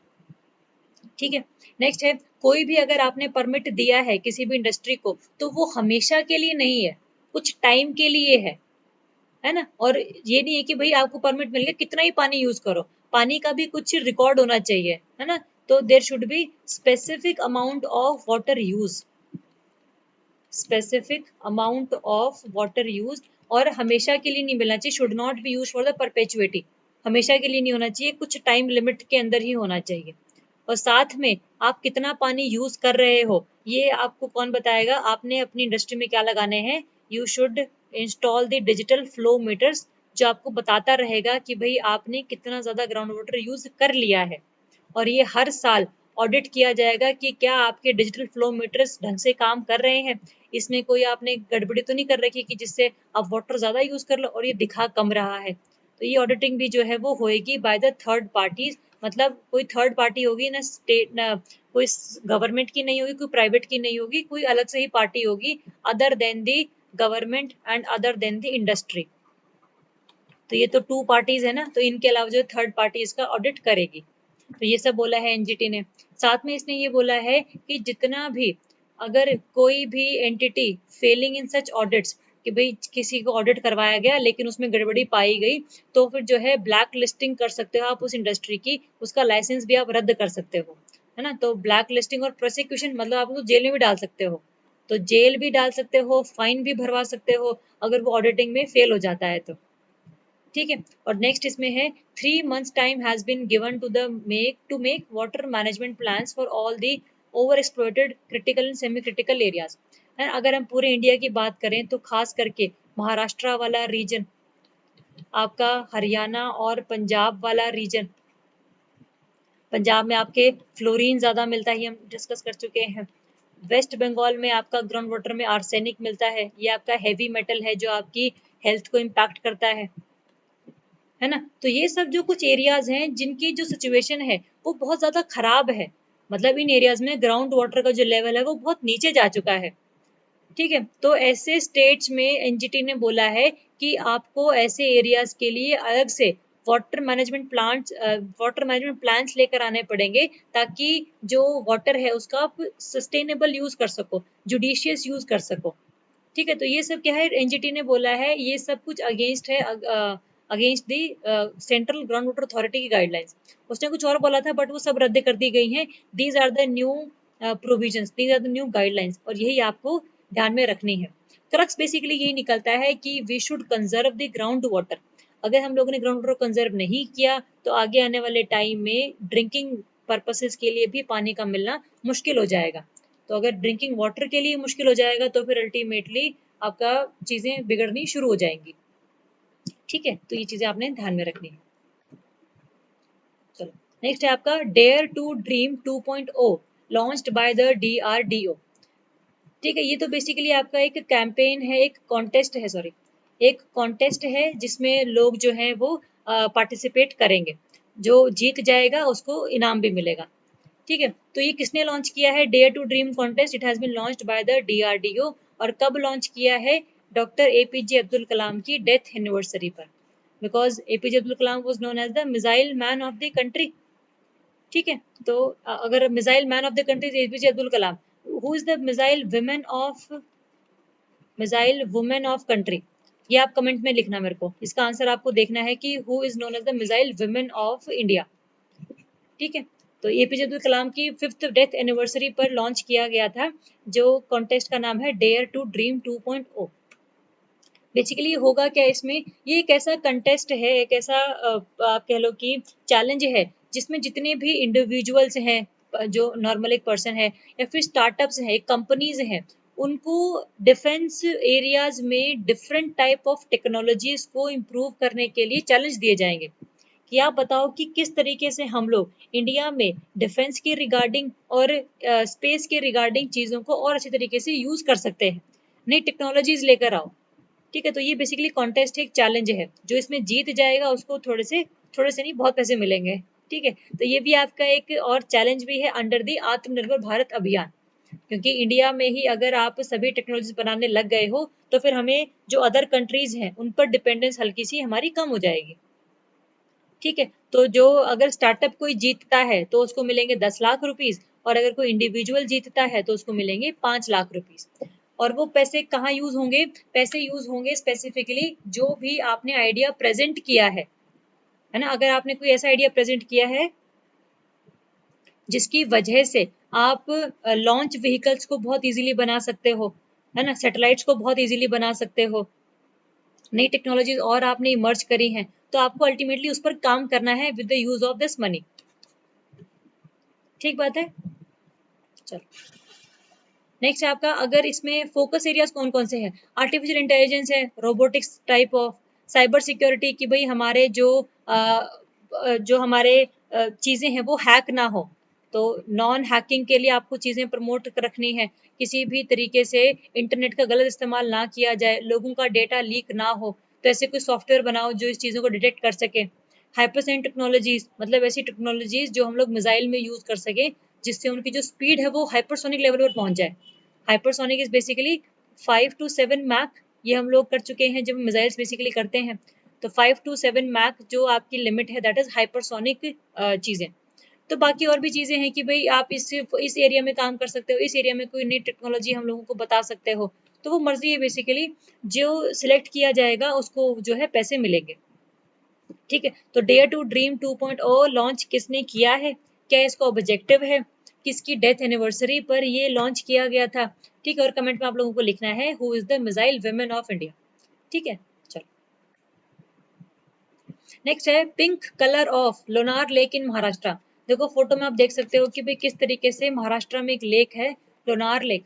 ये हम लोगों ने पहले भी करी है लोनार लेक, जिसमें हमने देखा था कि इसको रामसर साइट डिक्लेयर कर दिया गया था। It has been declared as the Ramsar site recently. ठीक है, आपने ध्यान में रखना है इसको। आई थिंक 41st थी ये, 41st Ramsar site was Lonar lake, 40th आपकी सुर सरोवर लेक थी। ये हम लोग डिस्कस कर चुके हैं पहले वाले करंट अफेयर्स में। ठीक है, तो ये न्यूज में इसलिए थी क्योंकि इसका जो कलर है वो पिंक देखा गया था। तो पहले ये ब्लू कलर की दिखती थी, बट अब एकदम से इसका कलर पिंक हो गया, तो कई सारे साइंटिस्ट ने सोचा कि भाई ऐसा क्या हो गया कि इसका कलर ब्लू टू पिंक हो गया। ठीक है, तो कई लोगों ने चमत्कार बताया, जैसा कि हमारे इंडिया में बताया जाता है, लेकिन फिर जब बाद में रिसर्च वगैरह हम लोगों ने करी तो हम लोगों को पता लगा कि इसमें एक टाइप ऑफ बैक्टीरिया है, अ काइंड ऑफ रेड कलर्ड, एक ऐसा हेलो आर्किया इसको बोलते हैं। जो बैक्टीरिया उसका नाम है दिस हेलो आर्किया। हेलो का मतलब होता है सॉल्ट लविंग, मतलब जिस जगह पर सैलिनिटी ज्यादा होती है वहां पर ये बैक्टीरिया जनरेट हो जाता है, और इसकी जो बेसिकली आपकी स्ट्रक्चर है that is kind of red coloured और पिंक कलर्ड।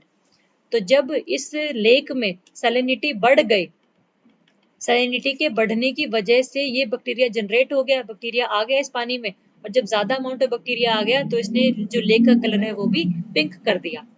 ठीक है, इसका मतलब जब तक ये सैलिनिटी बनी रहेगी तब तक वो बैक्टीरिया रहेगा, जैसे ही सैलिनिटी कम हुई वैसे बैक्टीरिया भी चला जाएगा, है ना। इसका मतलब ये जो पिंक कलर है दैट इज नॉट परमानेंट। ठीक है, चलो, और अगर हम देखें कि इसकी सैलिनिटी बढ़ी क्यों थी, किसी भी सैलिनिटी कैसे बढ़ सकती है आपकी, एब्सेंस ऑफ रेन, है ना। एब्सेंस ऑफ रेन मतलब जब कम रेनफॉल हो तो कम पानी जो है लेक में जाता है, तो जब कम पानी है लेकिन सॉल्ट कंटेंट तो उतना ही है ना, तो एब्सोल्यूट टर्म्स में जो है सैलिनिटी बढ़ जाती है। तो अगर जैसे ही बारिश होगी वैसे ही सैलिनिटी कम हो जाएगी, क्योंकि more amount of water has been added. ठीक है, वही एग्जाम्पल है, अगर आपके पास एक गिलास है वो आधा भरा हुआ है, उसमें आपने 1 चम्मच सॉल्ट डाला हुआ है, इसका सैलिनिटी बढ़ी हुई है। अगर आपने उस गिलास को फुल कर दिया और अभी भी उसमें 1 चम्मच सॉल्ट ही है, तो इसका मतलब इस वाले पानी में क्या है, सैलिनिटी कम है। तो इसी वजह से जैसे ही रेनफॉल ज्यादा होती है वैसे ही सैलिनिटी भी चीजों की कम होनी शुरू हो जाती है। तो वहां पर रेन काफी टाइम से हो नहीं रही थी, इसलिए ही सैलिनिटी बढ़ गई थी, और साथ में जो है इवेपोरेशन बहुत ज्यादा हो गया था। इवेपोरेशन ज्यादा हो गया तो क्या है, पानी सारा उड़ गया। पानी उड़ गया का मतलब क्या है, बेसिकली पानी कम हो गया। पहले अगर फुल ग्लास था तो अब इवेपोरेशन की वजह से सिर्फ आधा रह गया। सॉल्ट तो इवेपोरेट होता नहीं है, salt never get evaporated, salt हमेशा पानी के अंदर ही रहता है, सिर्फ पानी इवेपोरेट होता है, तो सॉल्ट तो वहीं रहेगा, तो इस वजह से भी आपके उस लेक की सैलिनिटी बढ़ गई थी। ठीक है, तो आपको ध्यान रखना है लोनार लेक किस स्टेट में है, कौन सा कलर हो गया था, किस बैक्टीरिया की वजह से हुआ था, और व्हाट इज द रीजन कि सैलिनिटी बढ़ी क्यों थी। ठीक है, तो ये 4 क्वेश्चंस के आंसर आपको इस टॉपिक के रिगार्डिंग हल्के से पता होने चाहिए। ओके, चलो नेक्स्ट है आपका रेज इनिशिएटिव। रेज इनिशिएटिव की तो आपको फुल फॉर्म ध्यान में रखनी है एज यूजुअल, है ना। जहां पर भी फुल फॉर्म आ जाए वो तो याद रखनी ही रखनी है, खास करके स्कीम्स की और प्रोग्राम्स की। तो रेज का बेसिकली मतलब है retrofit of air conditioning to improve indoor air quality for safety and efficiency. इतना बड़ा नाम रखने की जरूरत नहीं है, याद रखने की जरूरत नहीं है, बेसिकली क्रक्स निकालो कि एक ऐसा इनिशिएटिव है जिसमें हम लोग जितने भी एरियाज हैं, हम लोग एयर कंडीशनिंग एरियाज हैं, कई जो ऑफिसेज हैं, इंडस्ट्रीज हैं, उसको हम लोगों को इस तरीके से मॉडिफाई करना है कि भाई जो इंडोर एयर पोल्यूशन है उसको हम लोग कम से कम कर सके, क्योंकि हमें पता है कि एयर कंडीशनिंग की वजह से जो जितने भी आपका एयर में कंकड़ होते हैं वो सारे वहीं पर रहते हैं, क्योंकि लो टेम्परेचर में चीज़ें वहीं पर रहती है। अगर हाई टेम्परेचर होगा तो वो एटमॉस्फेयर में आगे निकल जाती है, लेकिन अगर टेम्परेचर लो है तो फिर वो वही चीज़ पड़ी रह जाती है, तो पॉल्यूटेंट्स वहीं पर रहते हैं। इस वजह से जो आपका इंडोर एयर क्वालिटी है वो थोड़ी सी बेकार हो जाती है। तो हम लोगों को एयर कंडीशंस एरियाज को इस तरीके से रेट्रोफिट करना है कि इंडोर एयर क्वालिटी को हम लोग इम्प्रूव कर सकें। ठीक है, तो ये जो इनिशिएटिव है that is the joint initiative of, ध्यान में रखना पेपर में क्वेश्चन आ सकता है, ईईएसएल। ईईएसएल इंडिया में एनर्जी एफिशिएंसी सर्विसेज लिमिटेड, और यूएसए की US agency for international development USAID. और ये जो रेज इनिशिएटिव है that is under the Maitri programme. United Nations और इंडिया का ही एक कोलैबोरेटिव प्रोग्राम है जिसके अंदर ये रेज इनिशिएटिव चलाया गया है, जो किसका कोलैबोरेशन है, ईईसीएल और यूएसएआईडी का। फंक्शन क्या है कि भाई जितने भी एयर कंडीशनड वाले एरियाज हैं वहां पर एयर कंडीशंस को ऐसे रेट्रोफिट करना, ऐसे मॉडिफाई करना कि इंडोर एयर क्वालिटी को हम लोग इम्प्रूव कर सके। ठीक है, तो दैट इज द ऑब्जेक्टिव। ठीक है, चलो अगर हम देखेंगे व्हाट आर दी ऑब्जेक्टिव्स, तो पहला है आपका आप मतलब कैसे कर सकते हो इंडोर एयर क्वालिटी को कैसे इंप्रूव कर सकते हो। पहला तो you can increase the ventilation, है ना। एयर कंडीशंस को ना यूज करते हुए आप ऐसे स्ट्रक्चर्स बनाओ इंडिया वाली बिल्डिंग्स में कि वहाँ पर वेंटिलेशन काफी अच्छी तरीके से यूज की जा सके। अगर आप लोग अभी भी देखो जो पुरानी बिल्डिंग्स बनी हुई है ना, पुराने जमाने में जो बनी हुई है वो अभी भी ऐसी हैं कि वो गर्मियों में ठंडी रहती हैं और सर्दियों में गर्म रहती हैं, क्योंकि उनका स्ट्रक्चर ही ऐसा है ना। तो क्योंकि पहले टाइम पे तो एसी तो होते नहीं थे, गर्मी लगती बहुत ज्यादा थी, तो इसलिए ऐसी बिल्डिंग्स बनाई गई कि भाई गर्मी में गर्मी ना लगे और सर्दी में सर्दी ना लगे। ठीक है, तो आप ये वेंटिलेशन को इंक्रीज कर सकते हो। हम कर सकते हैं filtration to minimise the particulate matter pollutants. तो जितने भी एयर कंडीशंस की वजह से पार्टिकुलेट मैटर 2.5, पार्टिकुलेट मैटर 10 जितने भी जनरेट होते हैं उनको हम लोग फिल्टर कर सके, ताकि जो इंडोर में रह रहे हैं लोग वो PM 2.5 या PM 10 को इनहेल ना करें, क्योंकि अगर हम इनको इनहेल करते हैं तो we get the lung infection, तो उससे भी हम लोग बचे रहें। साथ में है monitoring and display of indoor air quality, कि भाई कितना रह गया है इंडोर एयर क्वालिटी, कम है या ज्यादा है, उसका भी जो पूरा डिस्प्ले है that is to be ensured. ठीक है, नेक्स्ट है आपका energy efficiency upgrades in the air conditioning systems, कि अब आपको एयर कंडीशन सिस्टम इस तरीके से बनाने हैं कि एक तो वो एनर्जी एफिशिएंट हो, मतलब कम से कम बिजली खाएं और ज्यादा से ज्यादा ठंडक प्रोवाइड करें और कम से कम जो है पोल्यूटेंट्स को रिलीज करें। जैसे एयर कंडीशंस क्या रिलीज करते हैं, CFCs रिलीज करते हैं, क्लोरो फ्लोरोकार्बन्स रिलीज करते हैं, तो वो भी थोड़ा सा कम कर दें। ठीक है, तो ये चार बेसिकली ऑब्जेक्टिव्स हैं। वेंटिलेशन ध्यान रखेंगे, पार्टिकुलेट मैटर की फिल्ट्रेशन ध्यान में रखेंगे, मॉनिटरिंग ध्यान में रखेंगे और डिस्प्ले ध्यान में रखेंगे, और it is to upgrade the energy efficiency. ठीक है, तो इस तरीके से आपने ये इनिशिएटिव ध्यान में रखना है। और इसकी बेसिकली ज़रूरत क्यों पड़ी है, ज़रूरत इसलिए पड़ी है क्योंकि अभी कोरोना की वजह से लोग ऑफिस में नहीं जा रहे थे, लेकिन अब धीरे धीरे जैसे लॉकडाउन खुला था, जुलाई वाले मंथ की न्यूज़ है ना बेसिकली ये, अब तो लॉकडाउन दोबारा से लग गया। तो उस टाइम पे लोगों ने बोला था कि भाई जैसे ही लोग वापस आएंगे अपने ऑफिस में तो उनको जो है कंफर्ट फील होना चाहिए, उनकी जो प्रोडक्टिविटी है वो डिक्रीज नहीं होनी चाहिए, है ना। तो इन सब चीज़ों को लेकर एयर क्वालिटी को भी आप लोगों ने मेंटेन करना है। ठीक है, तो इस वजह से ये इनिशिएटिव चलाया गया था with the collaboration of India and USA. ठीक है,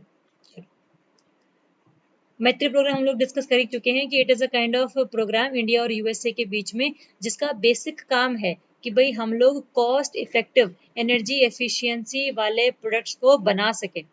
खास करके जो बिल्डिंग्स में हम लोग चीज़ें यूज़ करते हैं, चाहे वो LED बल्ब्स हो गए, चाहे वो और कोई रेन वाटर हार्वेस्टिंग वाला चीज़ें हम बनाएं, बिल्डिंग्स के आसपास हम लोग पेड़ लगाएं। ठीक है, तो उस हम किस तरीके से बिल्डिंग्स को बहुत अच्छी तरीके से मेंटेन कर सकते हैं, that is the basic objective of the Maitri programme. India में ये मिनिस्ट्री ऑफ पावर के अंडर आता है। Maitri programme comes under the ministry of power. जो आपका EESL है ना, energy efficiency service limited, that also come under the ministry of power. ठीक है, तो बेसिकली कोई भी इनिशिएटिव होगा मैत्री प्रोग्राम के अंडर, जैसे रेज इनिशिएटिव है, तो उसको EESL या ministry of power he implement करेंगे। ठीक है, चलो नेक्स्ट है आपका डॉल्फिन नंबर डिप्स इन चंबल रिवर।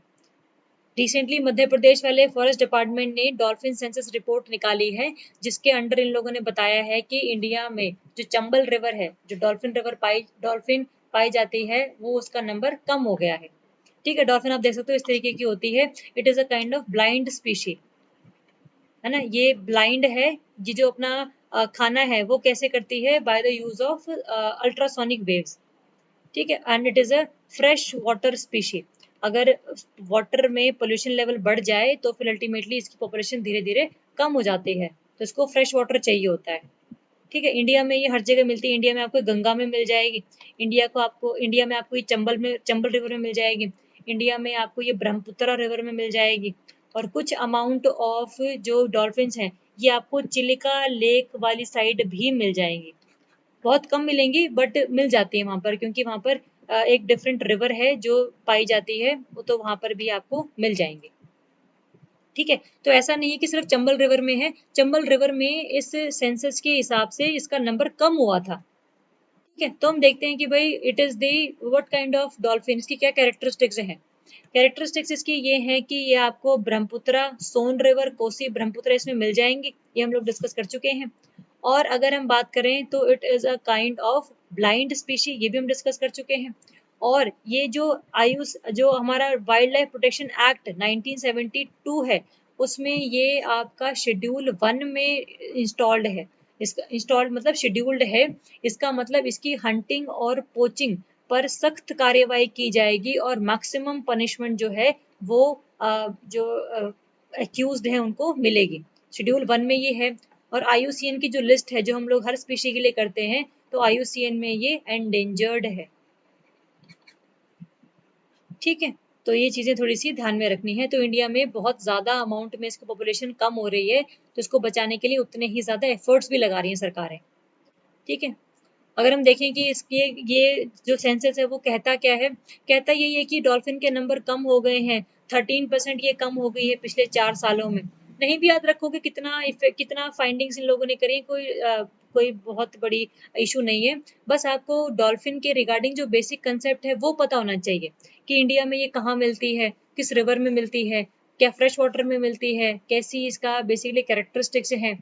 ठीक है, तो बस आपको हल्का सा ये पता होना चाहिए, और IUCN में कौन से लिस्ट पे है और WPA एक्ट में कौन से लिस्ट पर है। ठीक है, अच्छा अगर हम देखें कि what is the reason for the decline, ऐसा क्या हो गया कि डॉल्फिन का नंबर कम हो गया, तो one can be the illegal sand mining.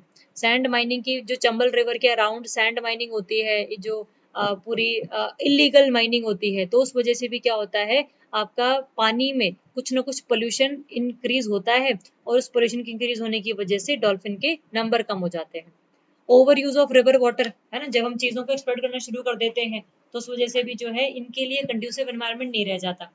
Changing river course, पहले कोई रिवर ऐसे फ्लो कर रही थी, अब ये रिवर जो है वो ऐसे फ्लो करने लग गई, है ना। तो जैसे जैसे रिवर अपना कोर्स चेंज कर रही है, वैसे वैसे डॉल्फिन्स को भी अपना जो है हैबिटेट चेंज करना पड़ता रहता है।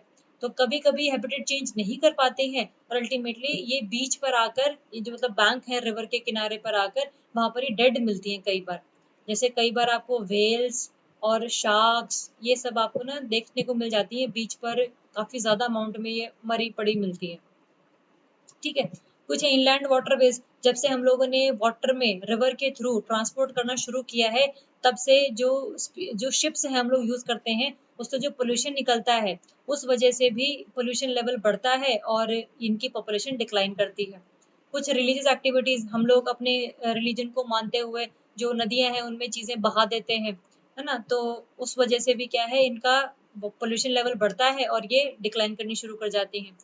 किलिंग तो है ही है, हंटिंग और पोचिंग तो इनकी होती ही है, खास करके इसके ऑयल के लिए इसकी पोचिंग की जाती है। ठीक है, तो ये आपने ध्यान रखना है कि दीज आर द रीजंस जिनकी वजह से इंडिया में डॉल्फिन को बहुत ज्यादा नंबर पे डिक्लाइन फेस करना पड़ा है। ठीक है, चलो नेक्स्ट है आपका सोलर ऑर्बिटर। अभी रिसेंटली इसलिए न्यूज़ में था क्योंकि सोलर ऑर्बिटर को लॉन्च तो कर दिया गया है और इसने पहली बार बहुत ज़्यादा नज़दीक जाकर जो है इसकी पिक्चर ली है सन की। ठीक है, तो इसलिए न्यूज़ में था। अगर हम देखें कि किसका मिशन है, it is a joint mission of European space agency and the NASA of USA. ठीक है, ये यूरोप की है, ये नासा की है। तो इन दोनों का एक जॉइंट मिशन है जिसकी वजह से ये लोग सन का स्ट्रक्चर डिटेक्ट करने की कोशिश कर रहे हैं कि भाई सन का क्या बेसिक स्ट्रक्चर है। ठीक है, इस तरीके से देखते हो जो सन है इज अ काइंड ऑफ आग का गोला। इसमें से क्या है, हीट किस तरीके से निकल रही है, क्यों निकल रही है, ये सब देखने के लिए इन लोगों ने इसको लॉन्च किया है। तो ऑर्बिटर है तो ये बेसिकली कहाँ घूमेगा, सन के जो अराउंड ऑर्बिट है उसमें ये घूमता रहेगा।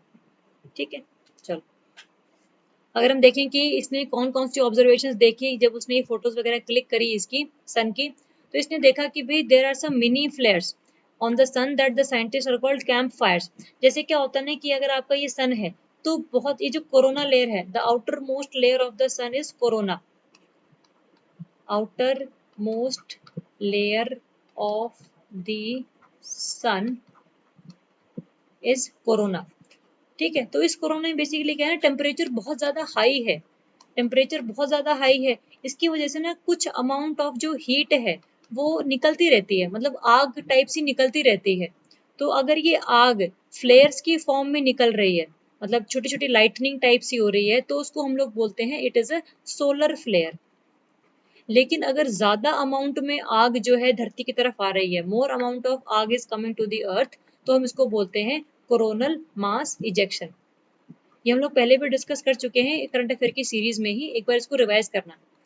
ठीक है, तो जो बेसिकली कोरोना लेयर है सन की, उससे फ्लेयर्स भी निकलती हैं जब टोटल मतलब बहुत फ्लैश ऑफ, जो मतलब बहुत एकदम से फ्लैश ऑफ आग निकलती है ना, उसको फुल फ्लेयर बोलते हैं। और जब बहुत ज्यादा अमाउंट में आग निकलती है, बहुत ज्यादा बल्क में, मास में, तो उसको हम लोग बोलते हैं कोरोनल मास इजेक्शन। तो इसने ये देखा, सोलर ऑर्बिटर ने देखा कि भाई जो सन है उसकी कोरोना लेयर पर इस तरीके की मिनी फ्लेयर्स भी चलती रहती हैं, जिसमें बहुत कम लेकिन रेगुलरली वो फ्लेयर्स निकलती रहती है। ठीक है, तो ये जो साइज है बेसिकली इनका बहुत कम छोटा साइज है, इसीलिए जो अर्थ के टेलीस्कोप्स हैं ये इनको डिटेक्ट तो कर पाते हैं, बट ज्यादा उनको देख नहीं पाते कि भाई बेसिकली इनका स्ट्रक्चर क्या है। तो क्योंकि सोलर ऑर्बिटर थोड़ा सा पास जाके देख रहा है सन को, तो ये ज्यादा बता पाएगा कि भाई कैसा कैसा उनका स्ट्रक्चर है। ठीक है, तो ये आपने हल्का ध्यान में रखना है कि ये ऑब्जर्वेशंस करी थी आपके सोलर ऑर्बिटर ने। ठीक है, और ये जो आपका सोलर ऑर्बिटर है that comes under the cosmic vision 2015-2025 programme. ठीक है, ये आपका 7 ईयर मिशन है, जो कि 7 साल तक धरती के जो है आपका सन के अराउंड घूमता रहेगा और बहुत ज्यादा पास चला जाएगा और अल्टीमेटली फोटोज क्लिक करके ये भेजता रहेगा। तो जब ये सन के पास में जाएगा तो ये सन की हीट से मेल्ट भी हो सकता है, बट ये मेल्ट नहीं होगा क्योंकि इसमें एक टाइटेनियम हीट शील्ड लगी हुई है जो quoted in the calcium phosphate.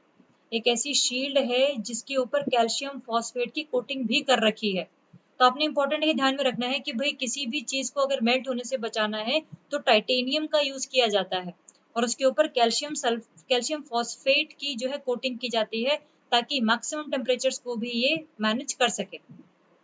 ठीक है, और जो आपका कॉस्मिक विजन प्रोग्राम है जिसके अंडर ये सोलर ऑर्बिटर लॉन्च किया गया है, इसका बेसिक मकसद ये था कि जो सन है नॉर्थ पोल पर किस तरीके से दिखता है और साउथ पोल पर किस तरीके से दिखता है। ठीक है, तो इस तरीके से पूरे सन को स्टडी करने की कोशिश कर रहे थे कि नॉर्मल तो हम लोग लेयर सी लेयर वाइज पढ़ते हैं, लेकिन कई बार ऐसा होता है क्योंकि जैसे मैग्नेटिक फील्ड है ना, मैग्नेटिक फील्ड क्या होती है, सन पर भी मैग्नेटिक फील्ड है, वो भी इस तरीके से ही है जैसे अर्थ पर है, ये मैग्नेटिक फील्ड लाइंस हैं आपकी। तो ये भी नॉर्थ पोल और साउथ पोल पर ज्यादा मिलती हैं आपस में, मतलब इनकी जो इंटेंसिटी है वो नॉर्थ पोल साउथ पोल पे हल्की सी कम होती है, लेकिन क्या है इसकी डायरेक्शन मैग्नेटिक फील्ड की चेंज होती रहती है अर्थ सन पे। तो इस वजह से ये पता लगाना कि भाई why magnetic field, why magnetic lines is changing their structure on the surface of the sun. तो ये सब स्टडी करने के लिए आपको सन का नॉर्थ पोल और साउथ पोल जो है देखना पड़ेगा, और इसी को ही स्टडी करने के लिए ईएसए ने कॉस्मिक विजन प्रोग्राम चलाया है, जिसके अंडर सोलर ऑर्बिटर मिशन को लॉन्च किया गया है। ठीक है, तो ये आपने हल्का सा इसके बारे में ध्यान रखना है। नेक्स्ट है आपका नेशनल बायो फार्मा मिशन। देखो नाम से ही क्लियर है, बायो फार्मा, फार्मा का मतलब होता है दवाइयां बनाना, है ना, और बायो का मतलब है कि भाई एक ऐसी दवाइयां बनाना जिसमें हम लोग किसी भी लिविंग वायरस, लिविंग बैक्टीरिया को यूज करके किसी भी डिजीज के अगेंस्ट यूज करवा सके। ठीक है, तो जो नेशनल बायो फार्मा मिशन है इसका बेसिक जो ऑब्जेक्टिव है और ये किसने लॉन्च किया है ये हमें पता होना चाहिए। तो जो इम्प्लीमेंट किसने किया है इसको, it is implemented by the BIRAC, biotechnology industry research assistance council. ये इंपॉर्टेंट फैक्ट है, पेपर में सीधा क्वेश्चन आता है कि जो नेशनल बायो फार्मा मिशन है it is implemented by which organisation. तो आपने बिराक ध्यान में रखना है, ये इंपॉर्टेंट ऑर्गेनाइजेशन है। और आपने इसका ऑब्जेक्टिव ध्यान में रखना है, it is the industry academia collaborative mission. अगर आपको ये याद रह गया ना, ये वाला 4 वर्ड्स, तो आपको ये पूरा का पूरा याद रह गया। इंडस्ट्री एकेडेमिया का मतलब क्या है कि भाई जब लोग फार्मेसी पढ़ रहे हैं तो पहले वो अपना कोर्स खत्म करते हैं, उसके बाद वो लोग इंडस्ट्री में जाते हैं तो प्रैक्टिकल नॉलेज लेने के लिए, तो क्या है चीजें हल्की सी डिले हो जाती हैं। तो जब आप पढ़ रहे हो ना, तो आपको साथ साथ ही प्रैक्टिकल नॉलेज क्यों ना प्रोवाइड करवाई जाए, आपको क्यों ना पढ़ाई करते करते ही रिसर्च के लिए पैसे दिए जाए, आपको क्यों ना सपोर्ट दिया जाए। तो बायो फार्मा मिशन यही कहता है कि भाई इंडस्ट्री और एकेडेमिया का, इंडस्ट्रीज और इंस्टीट्यूशन का आपस में इस तरीके से कोलैबोरेशन हो कि थ्योरेटिकल प्लस प्रैक्टिकल नॉलेज साथ साथ चले। ऐसा नहीं होना चाहिए कि पहले आपने पूरा कोर्स कंप्लीट किया और उसके बाद आप लोगों ने जो है प्रैक्टिकलिटी में आए, तो इस वजह से क्या है चीजें हल्की सी डिले हो जाती हैं। ठीक है, तो इसलिए आपको ध्यान में रखना है बायो फार्मा मिशन का, it is the industry academia collaborative mission. ठीक है, इसके अंदर ही the government has launch the innovate in India. Innovate in India I3 programme है, इनोवेट 3 आईज है ना बेसिकली, तो I3 प्रोग्राम है to promote the entrepreneurship and indigenous manufacturing. कि भाई हमें किसी डिजीज की ड्रग के लिए जिसमें बायोलॉजिकल मटेरियल हम लोगों ने यूज किया है सच एज वायरस और बैक्टीरिया, उसके लिए हमें किसी और कंट्री पर डिपेंडेंट ना रहना पड़े। हमारे ही देश में ऐसे लोग होने चाहिए कि जो एंटरप्रेन्योरशिप में, प्रमोशन में जो सरकार है उनको सहायता करे, मैन्युफैक्चरिंग जो इंडस्ट्री की इंडिया में ही हो रही है वो इम्प्रूव हो। ठीक है, that is also come under the innovate in India, जो किसके अंडर आता है, नेशनल बायो फार्मा मिशन के ही अंडर आता है। इंप्लीमेंट कौन करता है इसको, it is implemented by the BIRAC. ठीक है, चलो इसके जो 4 फोकस हैं ये आपको क्लियर है हल्का सा कि भाई वैक्सीन बनानी है, बायो फार्मा ना तो वैक्सीन बनानी, जो मेडिकल डिवाइसेस हैं वो बनाने, किसी भी इंफ्रास्ट्रक्चर को जिसको यूज करके हम लोग वैक्सीन या मेडिसिन बना रहे हैं उसकी अपग्रेडेशन करना, ह्यूमन कैपिटल को इम्प्रूव करना मतलब लोगों की स्किल को बढ़ाना, है ना, और साथ में टेक्नोलॉजी ट्रांसफर को डेवलप करना to help the enhance industry academia inter linkages. कि जो इंडस्ट्री में टेक्नोलॉजी यूज हो रही है वो साथ साथ ही जो लोग पढ़ रहे हैं उनको भी समझ में आनी शुरू हो जाए। ठीक है, 4 वर्टिकल्स की तरफ ही फोकस करता है। बट आपको ना बेसिकली क्रक्स निकालना है इसका कि भाई इंडिया में मेडिकल और वैक्सीन वगैरह, मेडिकल डिवाइसेस, वैक्सीन और मेडिसिन बनाने के लिए एक इंडस्ट्री और एकेडेमिया का कोलैबोरेटिव प्रोजेक्ट है ताकि थ्योरेटिकल प्लस प्रैक्टिकलिटी साथ साथ चले। ठीक, और साथ में एंटरप्रेन्योरशिप और इंडिजिनस मैन्युफैक्चरिंग को भी प्रमोट करने के लिए इन लोगों ने अंडर बायो फार्मा मिशन ही India innovate in India programme को लॉन्च किया है। ठीक है, तो आपने इतनी चीजें इसमें ध्यान में रखनी है। चलो नेक्स्ट है हमारा, what is the foreign contribution regulation act 2010 और इसकी क्या नई अमेंडमेंट्स हैं। ये सबसे इंपॉर्टेंट टॉपिक है, जो किसी भी एक्ट, जो कोई भी एक्ट होता है ना उसमें कोई भी जब चेंजेस लेकर आए जाते हैं तो अपने को पता होना चाहिए कि भाई पहले क्या था और चेंजेस किस किस में लेकर आए गए हैं और अल्टीमेटली उसके क्या कॉन्सिक्वेंस होने वाले हैं। ठीक है, तो हम पहले देख लेते हैं कि भाई फॉरेन कंट्रीब्यूशन रेगुलेशन एक्ट ये जो है बेसिकली है क्या। देखो आपको ध्यान में रखना है, कोई भी मान लो एनजीओ है इंडिया में, ये काम करती है to have the to to destroy the to decline the child labour. ठीक है, तो चाइल्ड लेबर को खत्म करना इस एनजीओ का काम है और नए नए कैंपेन चलाना इसका काम है। तो एनजीओ को चलाने के लिए जो पैसे हैं या तो वो इंडियन से ही पैसे ले सकते हैं जो इंडिया में रहते हैं, सिटीजन हैं जो, या फिर ये फॉरेन जो कंपनीज हैं या फिर फॉरेन जो पर्सन हैं, चाहे वो एनआरआईज हो चाहे वो आपके ओवरसीज सिटीजन ऑफ इंडिया हो, है ना, कोई भी उनके पास अगर जैसे कार्ड है, मतलब कोई और इंडिया ऑस्ट्रेलिया में रहने वाला पर्सन, ऑस्ट्रेलिया का सिटीजन, यूएसए का सिटीजन भी एनजीओ को पैसे प्रोवाइड कर सकता है। ठीक है, तो ये जो एनजीओ है इस फॉरेन जगह से आने वाले पैसे को कैसे यूज कर सकता है, उसको रेगुलेट करने के लिए सरकार ने बनाए थे फॉरेन कंट्रीब्यूशन रेगुलेशन एक्ट, ताकि ऐसा ना हो कि जो एनजीओ है वो सिर्फ एनजीओ के नाम पर बाहर से पैसा मंगाता रहे और अल्टीमेटली इंडिया में ब्लैक मार्केटिंग में ज्यादा देखा जाए। ऐसा ना हो कि ना मतलब पैसे की हेरा फेरी ना हो, कि आपने जो पैसा फॉरेन से लिया है, जो डॉलर आपने लिए हैं बेसिकली, उसको आप कैसे यूज करें वो बताओ हमें। ठीक है, तो ये जो एफसीआरए एक्ट है ये किसके अंडर आता है? मिनिस्ट्री ऑफ होम अफेयर्स के ये अंडर आता है। ठीक है, तो आपने ये चीज ध्यान में रखनी है और खास करके ध्यान में रखना है कि एक ऐसा एक्ट है जिसमें एनजीओ के द्वारा यूज किया जाने वाला फॉरेन से आया हुआ फंड रेगुलेट करती है मिनिस्ट्री ऑफ होम अफेयर्स। ठीक है, ध्यान में रखना मिनिस्ट्री ऑफ फाइनेंस नहीं है। हम जब भी किसी पैसे की बात करते हैं मिनिस्ट्री ऑफ फाइनेंस दिमाग में आता है, लेकिन क्योंकि ये इंटरनल सिक्योरिटी के रिगार्डिंग चीज है कि भाई ऐसा ना हो कि फॉरेन वाले पैसे इंडिया में आते रहे और इंटरनल सिक्योरिटी को ये हैम्पर करते रहे, तो इस वजह से जो है ये regulation ministry of home affairs के अंडर की जाती है। ठीक है, देखते हैं कि भाई 2010 वाला क्या कहता है। 2010 में बेसिकली एक्ट आया था, इसमें ये था कि भाई जितना भी रजिस्ट्रेशन कोई एनजीओ करवा रहा है वो 5 इयर्स के लिए एप्लीकेबल है। अगर एनजीओ किसी ने अपना काम करना है तो फिर अल्टीमेटली 5 साल के लिए जो लाइसेंस है उसको मिला हुआ है वो यूज कर सकता है, और जो है किसी भी चीज के लिए, चाहे वो सोशल पर्पस हो, एजुकेशनल पर्पस हो, रिलीजियस पर्पस हो, किसी भी चीज के लिए वो फॉरेन से फंड मंगा सकता है, यूज कर सकता है, बट उसको हल्का सा करना है कि इनकम टैक्स भरना है बस। ठीक है, बस वो कंपलसरी है उसके लिए। नई अमेंडमेंट्स देखते हैं कि बेसिकली नई अमेंडमेंट्स हैं क्या, देखते रहेंगे साथ साथ पहले वाले में क्या था और अमेंडमेंट्स में क्या है। पहले वाला जो एक्ट था ना, पहले होता था कि कुछ जो पर्सन हैं they are prohibited to accept any foreign contribution, जिसमें आपके इलेक्शन लड़ने वाले कैंडिडेट्स, किसी भी न्यूज़पेपर का एडिटर या पब्लिशर, जजेस, गवर्नमेंट के सर्वेंट्स, है ना, मेंबर ऑफ एनी पार्लियामेंट और लेजिस्लेटिव असेंबलीज, ये सब किसी भी तरीके से एनजीओज में मतलब किसी भी तरीके से फॉरेन से पैसा नहीं ले सकते, क्योंकि अल्टीमेटली ये सारे पर्सन्स क्या हैं, गवर्नमेंट के अंडर काम करते हैं, है ना। तो ये बेसिकली क्या हो सकता है, ये मिसयूज कर सकते हैं अपनी पावर्स का, इस पैसे को ये लोग अच्छी तरीके से क्या पता ना यूज करें, है ना। तो इस एक्ट के अंडर इन सभी को फॉरेन फंडिंग के लिए नहीं एप्लीकेबल माना गया था। इसी सीरीज में एक नई ऐड किया गया है पब्लिक सर्वेंट।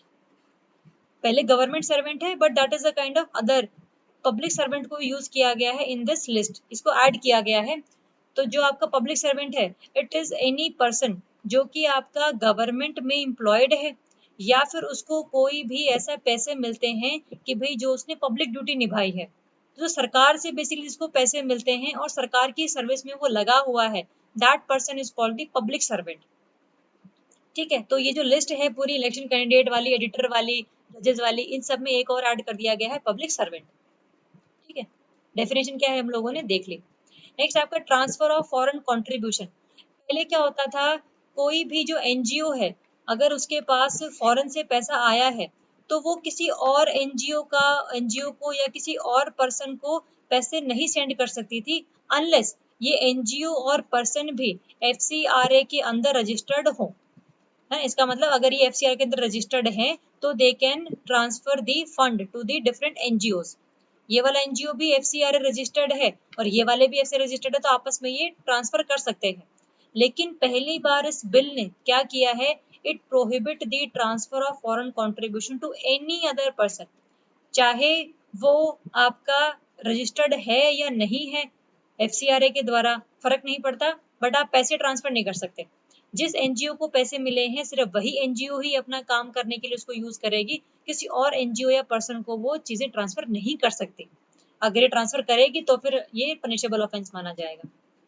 ठीक है, नेक्स्ट आपका आधार फॉर द रजिस्ट्रेशन। पहली बार ऐसा हुआ है कि अगर आपको एफसीआरए के अंदर रजिस्ट्रेशन करवानी है तो फिर आपको जो आपका आधार नंबर है वो देना होगा, और सिर्फ आपका ही नहीं, सभी जितने भी आपके of all it's office bearers, जो भी आपके ऑफिस में काम कर रहे हैं, डायरेक्टर्स हैं आपके एनजीओ के, की फंक्शनरीज हैं, उन सब के जो आधार नंबर हैं वो आपको देने पड़ेंगे before applying for the registration. ठीक है, तो ये एक नया आया है। और अगर कोई फॉरेनर है तो उसको अपना पासपोर्ट या फिर ओवरसीज सिटीजन ऑफ इंडिया वाला जो कार्ड है वो दिखाना पड़ेगा, उसकी कॉपी दिखानी पड़ेगी। ठीक है, मतलब अगर आपकी इंडिया में कोई ऐसा पर्सन काम कर रहा है, आपकी एनजीओ में अगर ऑस्ट्रेलिया का पर्सन काम कर रहा है, तो आधार नंबर तो होगा जिसके पास, ऑब्वियसली उसके पास उसका पासपोर्ट होगा, तो उसकी कॉपी भी आपको देनी पड़ेगी अगर आपको अपने आप को FCRA के अंदर रजिस्टर करवाना है तो। ठीक है, तो ये एक नई अमेंडमेंट है। नेक्स्ट है आपका FCRA अकाउंट। पहले क्या होता था, कोई भी रजिस्टर्ड पर्सन या रजिस्टर्ड एनजीओ अपना एक फॉरेन अकाउंट खोल सकता था in a single branch of the scheduled bank specified by the central government. ठीक है, लेकिन वो अपने किसी और अकाउंट को यूज कर सकता था टू यूटिलाइज द फंड। मतलब जो अकाउंट है, जो इसका पूरा का पूरा एक ब्रांच में है, इसमें सारा का सारा पैसा फॉरेन से ये लोग रिसीव कर रहे हैं, लेकिन इस अकाउंट में पैसा आ रहा है, इसको ये अपने अलग अलग अकाउंट 2, 3, 4 ये अलग अलग जो अकाउंट है किसी और अदर बैंक के, मान लो आपका ये वाला बैंक अकाउंट तो SBI में था, ये बाकी 3 आपके HDFC में है, तो ये पैसे ट्रांसफर कर सकते थे अपने अलग अलग अकाउंट्स के लिए।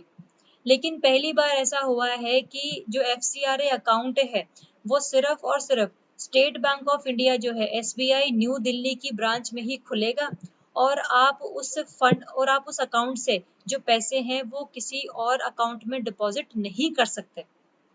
ठीक है, तो ये पहली बार ऐसा हुआ है कि आप अपने पैसे उसी अकाउंट में रखेंगे, उसी से निकालेंगे, है ना, और दिखाएंगे कि भी आपने कितने पैसे निकाले, कहाँ पर यूज किए, तो जो ऑडिटिंग है उसमें हल्का सा ट्रांसपेरेंसी आ जाएगी। पहले क्या होता था, एक अकाउंट में पैसे आ रहे हैं, उसको अलग अलग अकाउंट में भेज दिया, कभी किसी ने कोई चीज यूज कर ली, कोई ऑडिटिंग नहीं है, कोई रेगुलेशन नहीं है, तो इस वजह से क्या होता था, एनजीओ बहुत ज्यादा ब्लैक मनी की सर्कुलेशन करते थे, जो काम के लिए पैसे आए हैं उसके लिए यूज नहीं किए हैं, बस अपनी ब्लैक मनी को ढकने के लिए इन लोगों ने एनजीओ के नाम पर पैसे इकट्ठे करने शुरू कर दिए। ठीक है, तो ये चीज ध्यान में रखनी है। नेक्स्ट अमेंडमेंट है restriction in the utilisation of foreign contribution. यही है पहले जैसे हम लोग डिस्कस किया है कि it seeks to prohibit the transfer of FCRA fund, कि एक जो फंड है उसमें अगर पैसे आ गए हैं तो आप उसको किसी और पर्सन या और किसी अकाउंट में ट्रांसफर नहीं कर सकते। ठीक है, नेक्स्ट है reduction in the use of foreign contribution for administrative purposes. जो एनजीओ है उसमें कई सारे लोग एडमिनिस्ट्रेटिव पर्पसेस के लिए भी काम करते हैं, जो क्लरिकल काम है वो भी करते हैं। पहले जितना भी फॉरेन कंट्रीब्यूशन आया था उसका सिर्फ उसका मोर देन 50% से कम आप यूज कर सकते थे फॉर द एडमिनिस्ट्रेटिव पर्पसेस, लेकिन अब ये लिमिट कर दी गई है 20%। मतलब अगर आपको 100 रुपए मिले हैं फॉरेन कंट्रीब्यूशन से, तो सिर्फ 20 ही आप एडमिनिस्ट्रेशन के लिए यूज कर सकते हो, उससे ज्यादा नहीं कर सकते। देखो इससे ये चेक होगा कि अल्टीमेटली पहले क्या होता था ना, सरकार जो एनजीओज हैं वो दिखा देते थे कि भाई मेरे तो एडमिनिस्ट्रेशन में इतने लग गए, मेरे यहाँ तो इतने एम्प्लॉयज काम करते हैं, बस रिकॉर्ड में होते थे, काम कोई नहीं करता था वहां पर, बस एम्प्लॉयज रिकॉर्ड में है। ठीक है, तो उस वजह से क्या होता था, एडमिनिस्ट्रेशन का एक्सपेंस दिखा के ये लोग बच जाते थे कि हमने पैसे कहाँ लगाए। तो अब क्या है, लिमिट ही कम कर दी गई है, तो अल्टीमेटली हमको सारा पैसा दिखाना पड़ेगा कि भाई हम लोगों ने किस किस चीज के लिए यूज किया, तो it will improve the transparency. ठीक है, तो ये सारी चीजें हैं। नेक्स्ट है आपका सरेंडर ऑफ सर्टिफिकेट। अगर कोई पर्सन चाहता है या एनजीओ चाहता है कि मुझे रजिस्ट्रेशन मेरा खत्म कर दो, तो फिर वो अपना सर्टिफिकेट सरेंडर कर सकता है, लेकिन उससे पहले सरकार ये देखेगी कि क्या उसने कोई FCRA के अंडर जो भी प्रोविजन था उसको वायलेट किया है कि नहीं किया है। अगर वायलेट नहीं किया है तो फिर उसको सरेंडर कर सकते हैं, और अगर वो सिर्फ बचने के लिए सरेंडर कर रहा था और सरकार को पता लग गया ड्यूरिंग द इंक्वायरी, तो फिर उसके ऊपर पनिशेबल ऑफेंस का चार्ज लगाया जाएगा। ठीक है, सरेंडर सर्टिफिकेट तभी होगा जब अपनी इंक्वायरी पूरी कर लेगी सरकार कि भाई आपने कोई भी प्रोविजंस के साथ खिलवाड़ नहीं किया है। ठीक है, नेक्स्ट है आपका सस्पेंशन ऑफ रजिस्ट्रेशन। पहले क्या होता था, गवर्नमेंट सिर्फ और सिर्फ 180 दिन के लिए ही किसी एनजीओ का जो रजिस्ट्रेशन है वो खत्म कर सकती थी, सस्पेंड कर सकती थी। लेकिन अब जो है suspension can be up to additional 180 days, मतलब टोटल 360 डेज हो गए उसके लिए किसी भी एनजीओ का जो फॉरेन फंड लेता है उसको सस्पेंड ये लोग कर सकते हैं उसका रजिस्ट्रेशन, अगर उनको लगता है कि भाई ये ब्लैक मनी इकट्ठा कर रहा है, ब्लैक मनी की सर्कुलेशन कर रहा है तो। ठीक है, तो ये कुछ प्रोविजंस हैं यार जो FCRA के अंदर आपको ध्यान में रखना है, एक बार हम लोग देख लेते हैं दोबारा से। पहले वाले था आपका जिसमें एक नई कैटेगरी ऐड कर दी गई है, पब्लिक सर्वेंट वाली, पहले नहीं था ये।